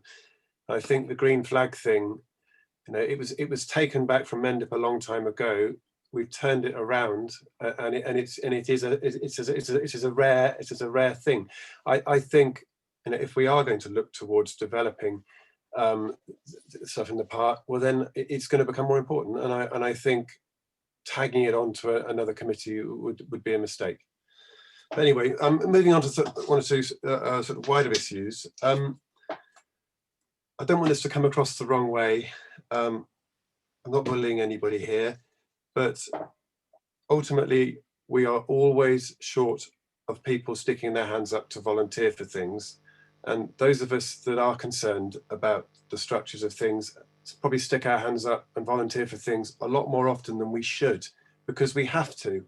And look at the situation tonight with planning. I came off planning because I have been told on multiple occasions I'm on too many committees. Nick very generously stepped forward at the 11th hour. These are public-facing committees. Planning is very important for the people that are submitting applications. It's a disgrace that we cannot muster the support. I know we're short-staffed at the moment, or not short-staffed, sorry, short of councillors at the moment. Hopefully that situation would change.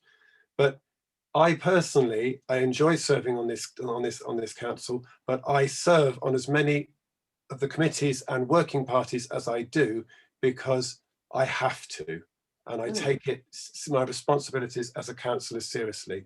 I think, you know, if we look at poor attendance, it's in the public domain who those people are, you know, and those are the apologies that we get sent. We need to somehow reach out to people, and you know, all of us here, we put a huge amount of work in. You know, we are the last remaining councillors of a far larger group, but we need to make sure we're reaching out to people that have the time to be able to serve the town. The town deserves councillors that are engaged and are able to engage. That'll do for the moment. There's lots of other points in that, I think, but that's probably enough for me for now. Thank you. Thank you. Sharon? Yeah, I just wanted to come back on a few points which have been brought up, so they might not be in any particular order, but I feel like I guess the point of the paper was we need to do something, because I think it's too unwieldy and we're too stretched, and we need to do something. And maybe it's a case of we do this and try it.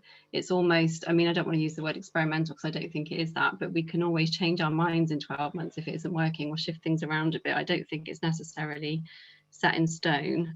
And I think with the Collett Park thing, for me, I don't see it as that committee is being tagged onto the other committee. I think it becomes a whole and something kind of inclusive, and you're kind of working together to the same ends, which is why I think it was suggested that those two join together, because there is a lot of crossover. And I think in terms of the charity issue, I think my understanding has always been that as long as those issues are kind of well defined in terms of this is the charitable bit of the meeting and the rest of it is the town council, because at the end of the day it is the same people on those committees, whether it's the charity or whether it's the town council. And the last point is with the HR committee, I think I just feel like as councillors we are actually responsible for the staff in terms of kind of overall management and support and conversation, and I think it needs to happen in a more formal way, because otherwise it just doesn't happen. I think that's not fair on the staff, that they need to be supported and have that kind of avenue for conversation. So I think it is important to have more of those meetings, but I appreciate I'm not on that committee. So okay, thank you. Gavin? Oh, sorry, no, Nick had his hand up, then Gavin. Yeah, I think Gavin's missing the point. You're missing the point. I think we need to be looking at why are people not able to attend. I don't, you know, I think the how effective a councillor is not guided by how many council meetings you can attend. You know, that we need to have a good spread of people, and you know, we need to be looking at how can we adapt the council. But I absolutely think that having the smaller number of committees with the larger number of councillors is the way forward, because you know, there are always times when people can't make it. That does not mean they are not committed. It does not mean that they should be you know, members of working parties, which I noted on the report that said it can meet at other times. It's something we discussed last time, I think, about that you know, we have fixed meetings that the public need to know about, but the working parties can meet in the afternoon or the morning or whenever people want to do it. But you know, it really grips me when you know, the suggestion that somebody doesn't come along as much as only somebody else, you know, doesn't mean they have a lesser opinion to give. And I think it's really important. We need to work out how can we encourage people to come, and this is something for a longer term, you know, looking at when we get the new people in, about you know, committee meetings, and you know, when we meet, how we meet, and having the larger number of councillors just makes so much more sense to me. Okay, thank you. Right, so I mean, Tim. Sorry, just to come back on a few points, because it's an interesting debate. As far as separating Collett Park, we've done this in Frome with the Mary Bailey playing field, and we moved it to an annual, the charity, but actually kept that into a similar structure on placemaking and events, and it worked quite well. That what we have to consider is if officers are writing a report and they're writing about Collett Park, but it's got placemaking or it's got an event, and they're kind of, where does this sit? And members of the public, you know, where does this sit? If it's too confusing, I don't think it would be missed. I think it should be front and center on those groups as a standing item, and I don't think we would lose that. I think we would have more drive on it. The other thing is 3.3, it mentions about Policy and Resources Committee doing to the heads of committee. I mean, I would suggest that it just is the heads of each committee, because I think that's a good area to discuss all the crossovers. And again, it helps the staff, it focuses those discussions. We've still got the level of governance where it comes to the full committee, but I wouldn't go with, it says 3 other councillors. I kind of think that's just the Policy and Resources Committee anyway. It doesn't seem to make sense to me, that bit. The final bit, I was just going to say the working parties. I agree with Nick. Can we just keep the name working parties, because I'm stuck in my ways on how they are. But we're in the arts group. We meet during the day, and it's worked quite well. And we've done that with the branding. It's worked fairly well. So keeping it flexible, as Martin says, on the composition. It's guidance, so sometimes we would need to change things, but I think it's just having an awareness and understanding on how we maybe approach things as a council, be a bit more flexible and nimble on our feet. Thanks. Okay, thank you, Nick. I'll go to Nick and then to you, Charlotte. Nick, you've got your hand up. Did you want to speak, or was Charlotte? Do you want to go first, and we'll see if Nick comes back? Might have. Yeah, it's just really to point out a working party doesn't make any decisions. That the structure of a working party is such that it meets slightly more informally. It doesn't have formal agendas that are in the public domain, and consequently it's not allowed to make any decisions, and it doesn't have a budget. So it's there purely to discuss a point and then make a recommendation to its parent committee. But yes, we can't think, oh, have a working party and make decisions, because that's unlawful. Okay, Nick, you're back in the room. Yeah, sorry, too much copy. No, I'm fine. I don't need to comment anymore. Oh, sorry, right, okay. Gavin? For me, there's an awful lot in this report, and I think there's some very, very good suggestions here. But I really think that, do we not need to, very excitingly, in the next few months we're going to have 5 new councillors. I mean, is this not something we can spend a bit of time on in the meantime? But I'm concerned that we're going to make decisions that, 3 months' time we might live to regret.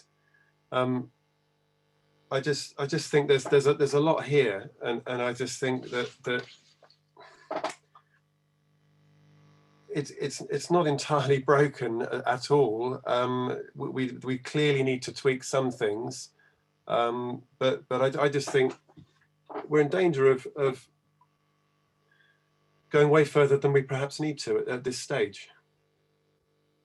Okay, we'd sort of like to move to Sharon. If you take what your point, then we need to move to see if there are any sort of firm proposals other than the report that we've got in front of us. But Sharon, do you want to? I just wanted to add quickly, I think, just in terms of the way we work and working more smartly, because I've been obviously talking to people over recent weeks about whether they might want to stand or not, and that is always a concern, is what's the commitment, what are the meetings, what are this, what are that, and I think we need to be more appealing to people, and I think Nick's kind of alluded to that, and looking at the reasons why people come to meetings and why they don't, and just thinking about that, because otherwise, even if we do get more councillors, I think we are going to still be faced with the same issues. They're not going to go away.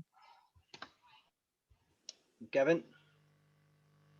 I just think, I know myself, I was told that being a councillor, it's 6 main committee meetings a year.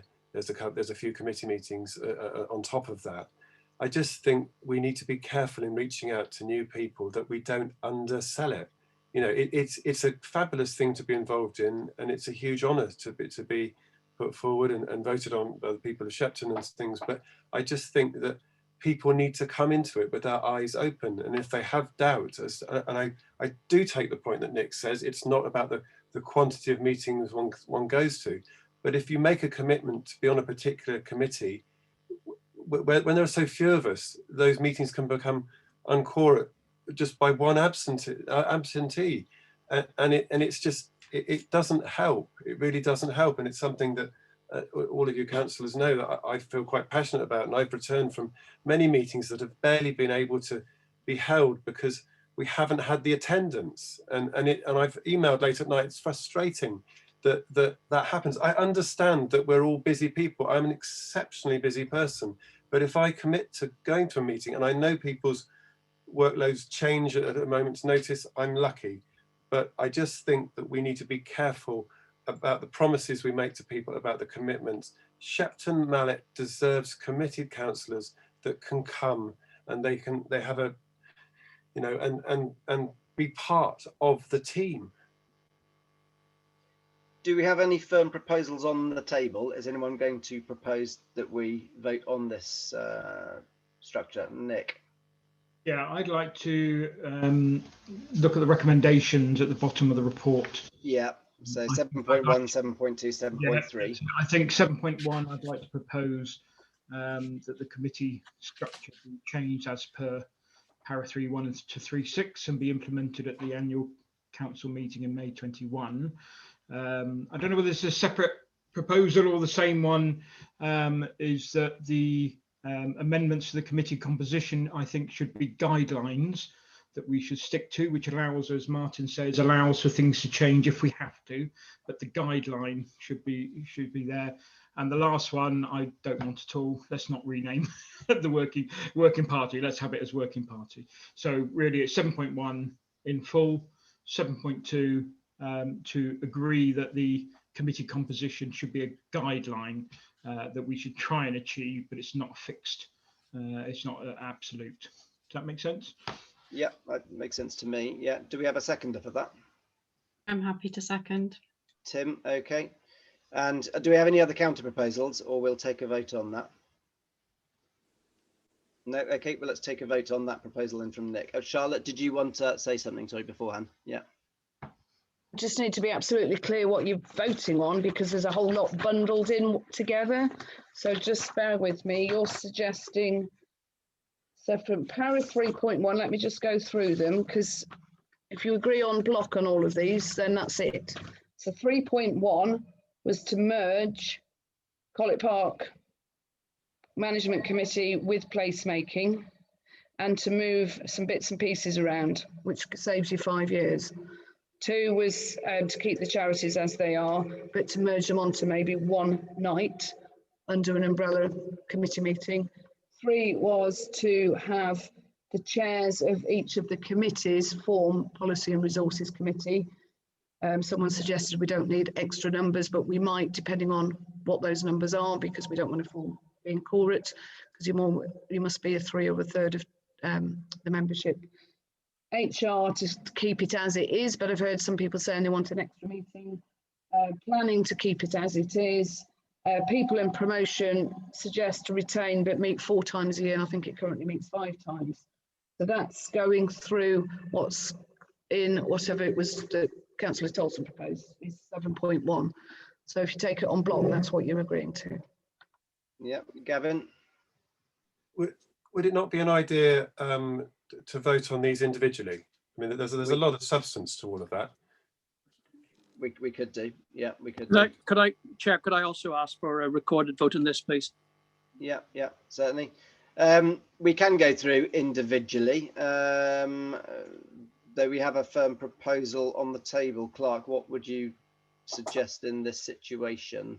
Do we have a firm proposal in the seconder for taking it all at once?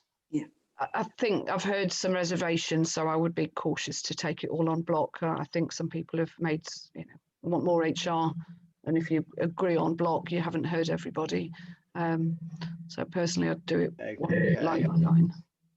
So what we will do then, everybody, is go through the 3.1 to 3.6 separately and taking guidance from the clerk and vote on them individually. So 3.1 then, to merge Collett Park Management Committee and the Placemaking and Protection Committee. So do we have a proposer and a seconder for that? A proposer for was Tim, seconder was Nick, I think. Should we have a show of hands on that? Recorded vote's been asked for, Chair.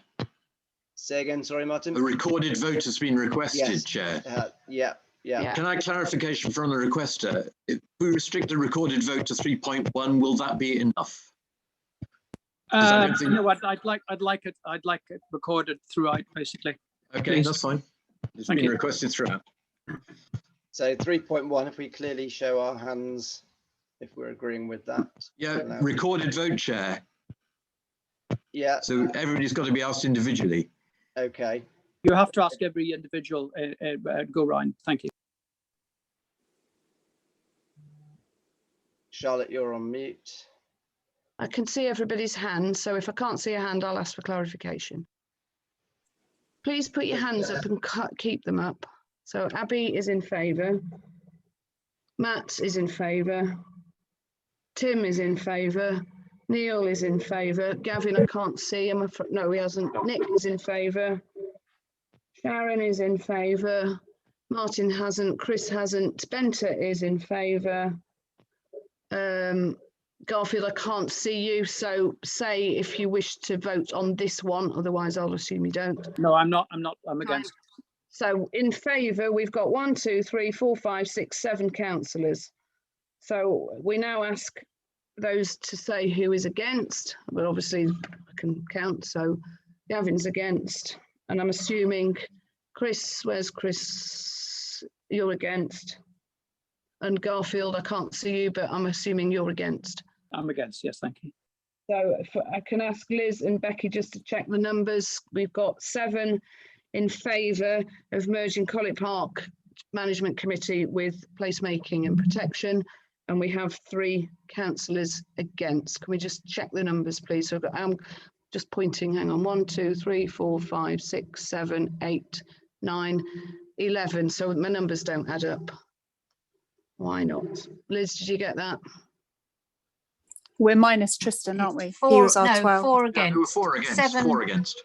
Sorry. 7, 4, 4 against. Can you just confirm who was against? Because I haven't written them all down there. Yeah, that's Gavin, Martin. Oh, sorry, I didn't see Martin. Chris Sorry. and Garfield. Fine, thank you. Right, so that confirms 7 were in favour of the merger of Collett Park Management Committee with placemaking and protection, and 4 were against, so it's a carried vote. Okay, thank you. And so to section 3.2, to the charities to continue to host the annual 3 charity meetings, but incorporate into an annual placemaking and protection committee. I will propose that. Do we have a seconder for that one? Okay, Gavin seconded, I think. So all those in favour, and we'll go round again to check. I can see everyone's got their hand up, except I can't see Chris or Say, Garfield. Abby, so it's recorded though, we still need to write it. So Abby, Matt, Tim, Neil, Gavin, Sharon, Martin, Nick, Benta, and I can't see the other 2 gentlemen. So Chris, can you say yes if you're in favour, please? Garfield's hand is up. Against. Against, okay, thank you. Garfield, the same for you. Yeah, I'm against, thank you. I think, let me just do the numbers. So we've got 1, 2, 3, 4, 5, 6, 7, 8, 9 in favour of merging. All the charities will still be all independent, but they can be hosted 3 separate meetings on one evening. But we've got 9 in favour and 2 against. That's the 11. Okay, that's carried. Thank you. And section 3.3 to P&R to change the composition of the committee to chairs of the committee. It does say plus maybe 3 other councillors. I for democratic reasons, I think I think that should happen. I was going to. Do we have any proposal for 3.3 as it's written on the report? Abby, that's a proposed proposal. Any seconder? Tim, you're seconding it. Do we have a show of hands for 3.3 as it's written on the report?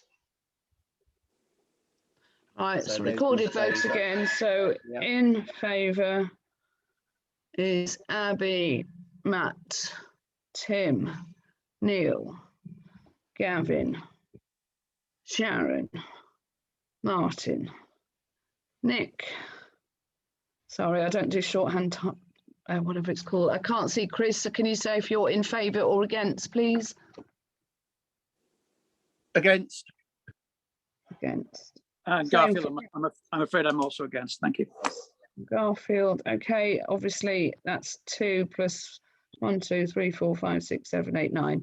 9 in favour, 2 against, so it's carried with those in favour. Thank you. Section 3.4, HR committee, retain the committee as it is. Just quickly, can I, for this one, can I propose that it's 4 meetings a year instead of the 2? That would be my proposal if anyone wants to second it. Well, I will second that as a proposal. So if we take a vote on that for HR to retain the number of members that it currently has, but go to 4 meetings per year. Okay, so hands up if you're in favour of 4 meetings a year.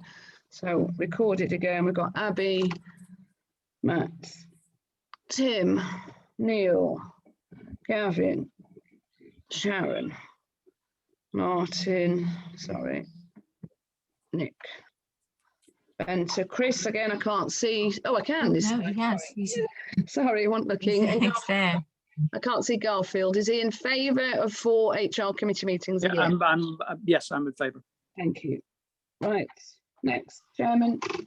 Thank you. That was Town Development and Planning 3.5. We have a statutory obligation, everybody, to respond to planning applications within 21 working days. So my proposal is we go as it is on the report.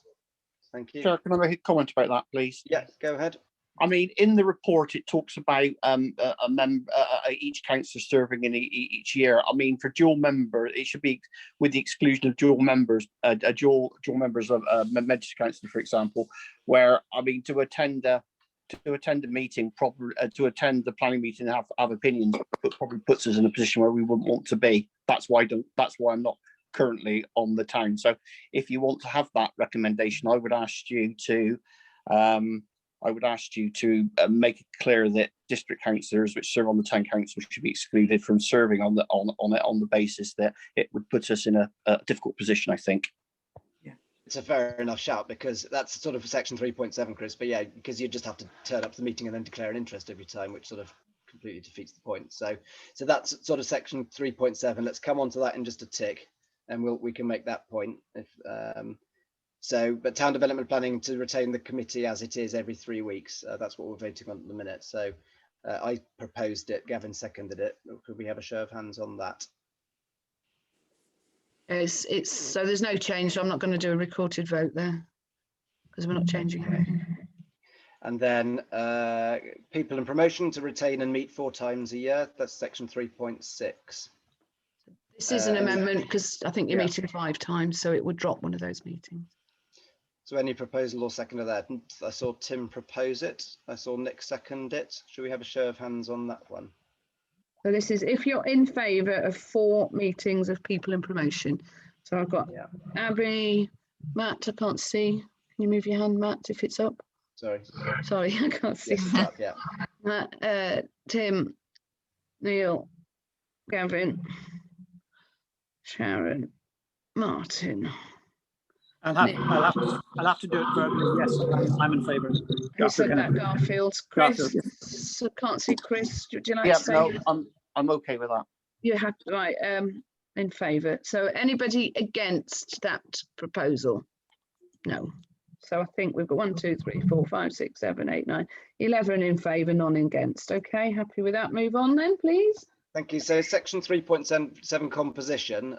Firstly, I would personally take on point Chris's point. There's no point in having somebody who's going to have a regular conflict of interest on the committee. Now, do we want these to be binding standing orders, or do we want these just to be guidelines? And there's a quite a significant difference. Gavin. The way it was pitched to us earlier was that it would be guidelines, which I would be supportive of. I think we need, as I think Martin said, to be flexible, and if we needed to make exceptions, well then. And that would be entirely appropriate to do that. Yeah, I'm quite happy to propose that it be guidelines rather than fixed standing orders. Okay, Chris, and then I'll come to you, Garfield. Yeah, I was going to ask the clerk, if you're going to write this into standing orders, how does it work if you say a councillor should be on 2 committees? But if we want to change that, that's fine. Don't that quite work? No, it's so one or the other. So the position is either here, you either support this or you're against it. Is that correct? The guidelines we have are based on a thing called common sense. Not everybody has it, so instead we have standing orders. There isn't a gap in the middle. It's we do it. I mean, you can say where possible, ideally, but that's not a standing order, and there isn't anything called a councillor guideline. There's best practice, which we should all aspire to anyway, but it's not written down, it's not codified. So standing orders is our code. It's either in there or not, I'm afraid. I think it's worth the paper it's written on, is what we're saying, isn't it? Garfield? Yes, thank you. I'm very loath to write this into our standing orders, simply due to the fact that we end up kind of breaking it all the time.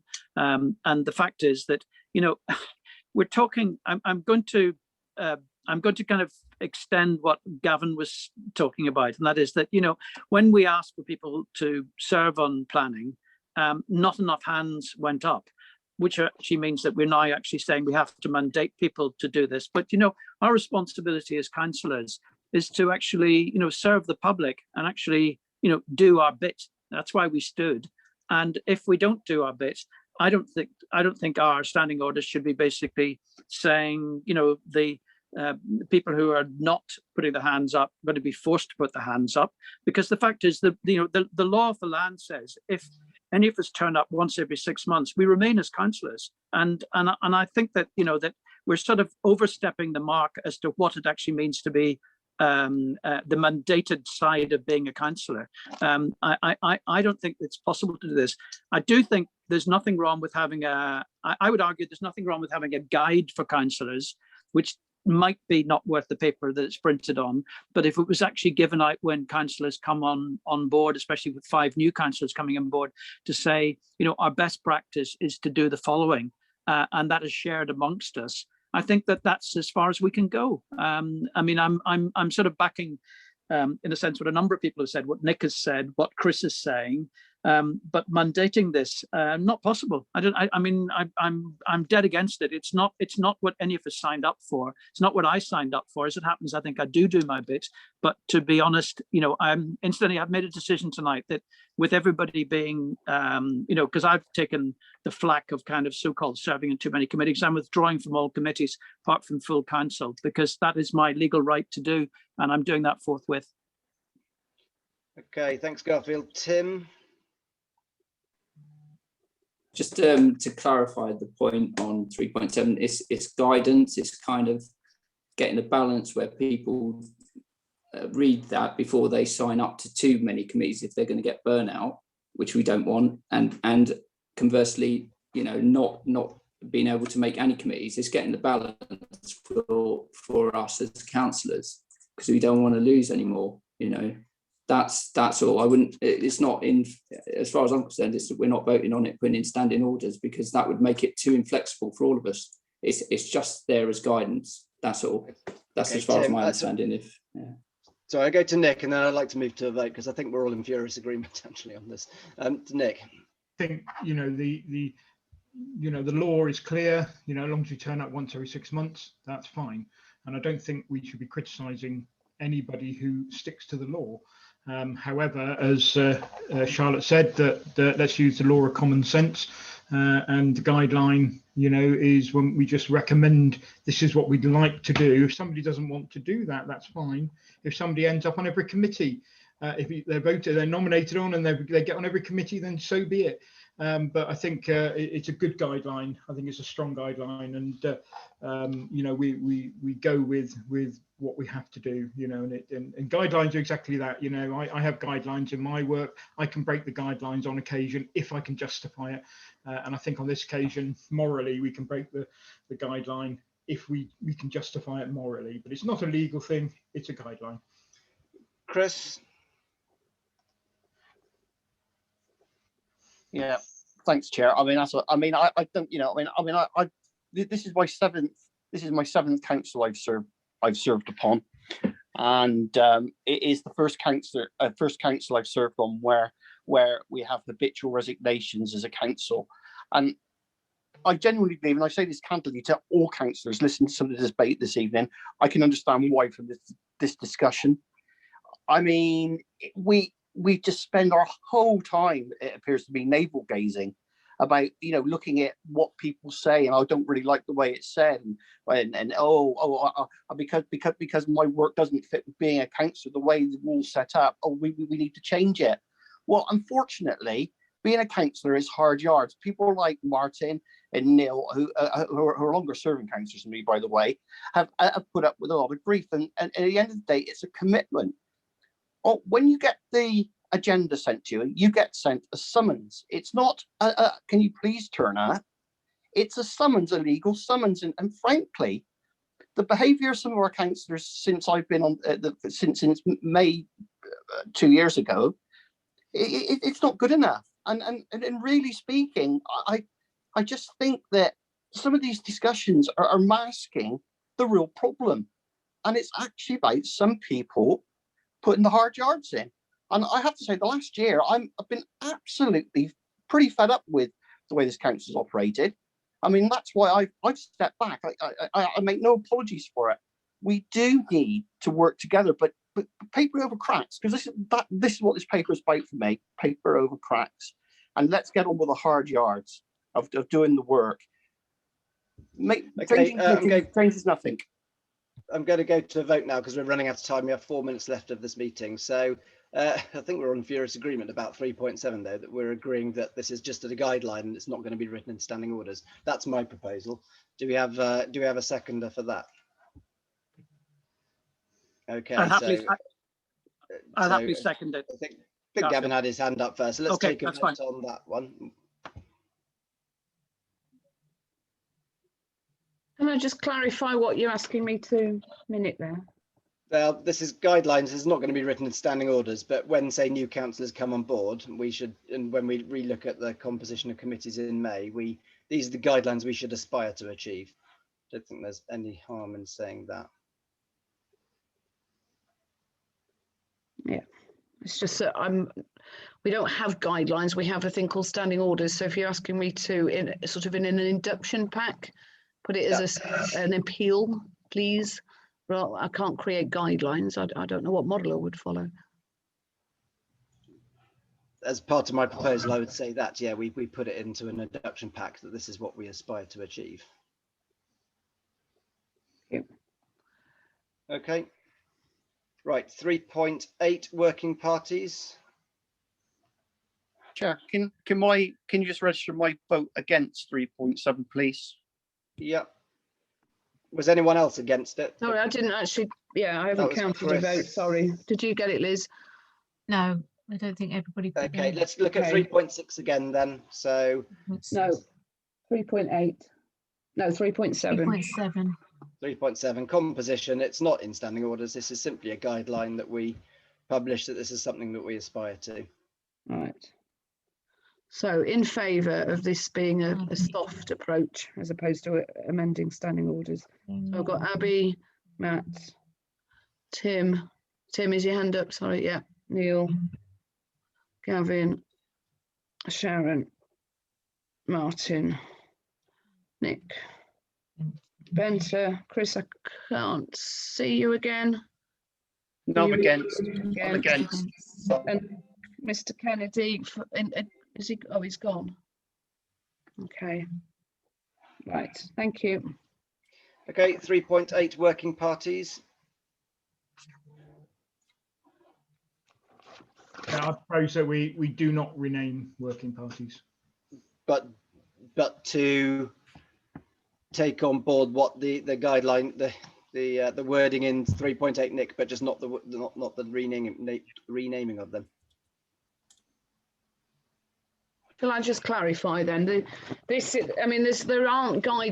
isn't standing orders on working parties because they are more ad hoc and they should suit a very specific purpose, be quite brief in their tenure, in that, you start in June and you finish it in September.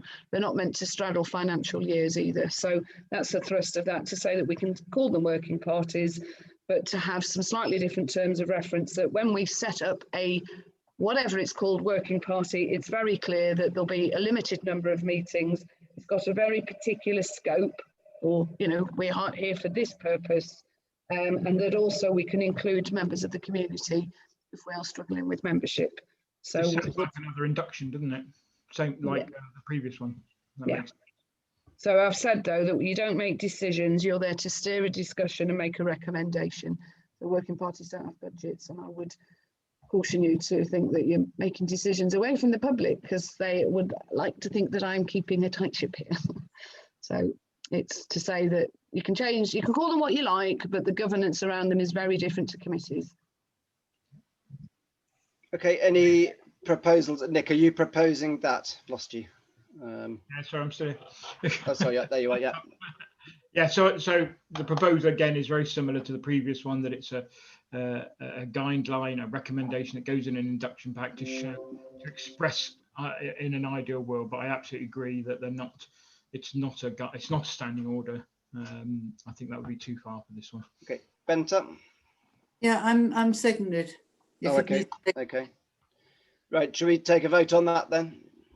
So just to clarify, Nick and Benta have proposed that I write some. Oh, are you still there? Sorry.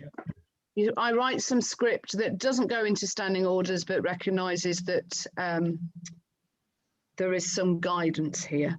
And I have to apologise, I've lost my screen. So Becky and Abby, Liz will need to do the recorded vote because I can't see any of you, sorry. Yeah. So all those in favour? Abby, Matt, Tim, Neil, Gavin, Sharon, Martin, Nick, Bente, and Garfield and Chris. I can't quite hear you. See you. Chris is gone. Oh yeah, Chris is gone. Garfield.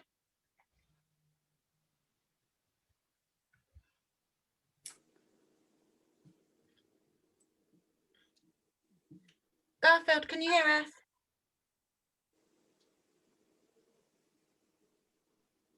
Okay, we can't. We need to move on. That does actually conclude, I think, does it not? That section we were voting on up to paragraph 3.8. So we've done that. Right, thank you. Now, as per standing orders, we are now over 9 o'clock, so we need to vote whether we continue with this meeting or whether we park some of the, well, the last large part is the local government reorganisation. So I propose we do continue and knock it on the head. I need a seconder and a show of hands for that. So Abby seconded it. Do we have a show of hands to continue the meeting? Okay, thank you. Sorry, I've got to go. I'll catch up with you later. Thanks for a good meeting. Nick. Cheers, thank you. Okay, so on to 1116 local government reorganisation. Charlotte, would you like to introduce this? Well, I say I can't actually see a lot of you because I've got something happening on my computer, but you're fully aware that this might have been called different things, but its official title is the local government reorganisation. It is happening in 2 other counties. I've said it's happening in Cumbria and North Yorkshire at exactly the same time, led by the government. It happened in Wiltshire 7 years ago, and it's happened in Cornwall more recently, where the government have said we need to try and strip out a tier of authority. So that's a very basic summary of where we are. County Council have led on this and they came up with their proposal, which they are calling One Somerset, and the district councils have joined forces and their proposals are called Stronger Somerset. So the purpose of tonight wasn't to go into the merits of these and the benefits and the opportunities and challenges. It was to say there is a national government-led public consultation with a closing date of the 19th of April. It's an online portal. I've summarised at the back of the report the main questions. There's a few more, but the summary of the main questions, they're not number 1 to 6 in the consultation, they are just for my report. So it's to say that the public consultation asks you to answer those questions about each proposal. So you would look at the One Somerset proposal and answer these questions, and then you would look at the Stronger Somerset and answer those questions. So I attended a seminar last night that was led by One Somerset. I've said in here that the Somerset Association of Local Councils are holding a webinar on the 7th of April about this. I've done some links to supporting information and websites, and I think I've attached some the summary documents that have been commissioned to look at the proposal. So there's a balanced view. So it's not about going into the detail of what this is, it's to work out how you as a council wish to respond. And then agree if we take someone takes a lead on this. So any comments on this? Tim? Thanks, Matt. Yeah, I'd be more than happy to sort of help draft a response and take all responses from councillors, because I think this is a really important area, and it's something I went through when I worked at Wiltshire and have some experience. I've been following the debate and attended some of the webinars from One Somerset, but I think it's a good chance now to have a look at what both the offers are and sort of maybe put what we thought before, read through all that. There is a lot of documents to read through them and see what is on offer for the town council and for Shepton at large from both the offers. I think we need to be engaged in it. So I find it interesting. So I'm quite happy to be involved. I need to get out more, I think. Yeah. Anybody else? Okay. So if you look at recommendations on the reports, section 5, to agree who should attend the SALC webinar on the 7th of April and to draft a report, I'm happy to propose that Tim does that. Should we take each of these individually, or should we? Okay, so I propose that we allow Tim to go to the SALC webinar on the 7th of April and to draft a report. Do we have a seconder for that? Yeah, very much so. Kevin? yeah. Show of hands for that one. Yeah. Okay, thank you. Second part, sorry, the screen's all over the place. To agree who should attend the SEC webinar, yet to be confirmed and draft a report. For sort of balance, I guess it should, my opinion, should be the same person. So I propose Tim does that as well, if he's happy to do it. And it's actually Thursday of this week. I've just had the email. Are you able to commit that, Tim, and to bearing in mind? Yeah, okay. Do we have a show of hands then? I'm fine for that one, yeah. Thank you. Thanks. To consider a new working party be formed for the purpose of developing a draft response to the consultation meetings, as well as able to read the consultation documents as per the links in this report. So again, this is just deciding whether we have a working party or not. So I propose that we do have a working party. Do we have a seconder for that? I think Neil seconded it first. Should we have a show of hands for that? Can we have some names then, please? I'd be happy to be on that. Yeah, I'd be on. I'll put myself on. How many do we need? 4 or 5 in case someone can't come. Is Neil offering to be on a working party? Thank you. They'll need to meet in the next 2 weeks, really. So I would suggest that Councillor O'Connor, does the 2 webinars and gets the data. In the meantime, those that have nominated themselves, read the through the links that I've put in there, and then meet. So no point too soon. Does it have to be made up of entirely councillors? As it's a working party, can we enrol members of the public as well? Well, this will be the view of the town council. The individual members in the community can respond to the public consultation separately, as you all as well as individuals. I'm conscious of time, and there's Easter holiday in the middle of this, so that's the only thing. Martin had his hand up. Was that to be on the working party? Thank you. I mean, we've got 4 names there. Thank you. So the above is agreed for the working party to draft a response for consideration. So I think when that's part of the same thing, isn't it? We wouldn't have a working party that doesn't come back with a response. Okay, thank you. I think that concludes that business. So well, the final one is you would need to consider that response publicly. So it's to then call an extraordinary meeting, which I don't enjoy doing, but I don't think you can put in a public council opinion if it's not been verified formally at a meeting. Sorry, remind me of the deadline, 19th of April, was it? Or? Yeah, okay, we'll have to do that then. Okay, section 11.17, update on the marketplace resurface project.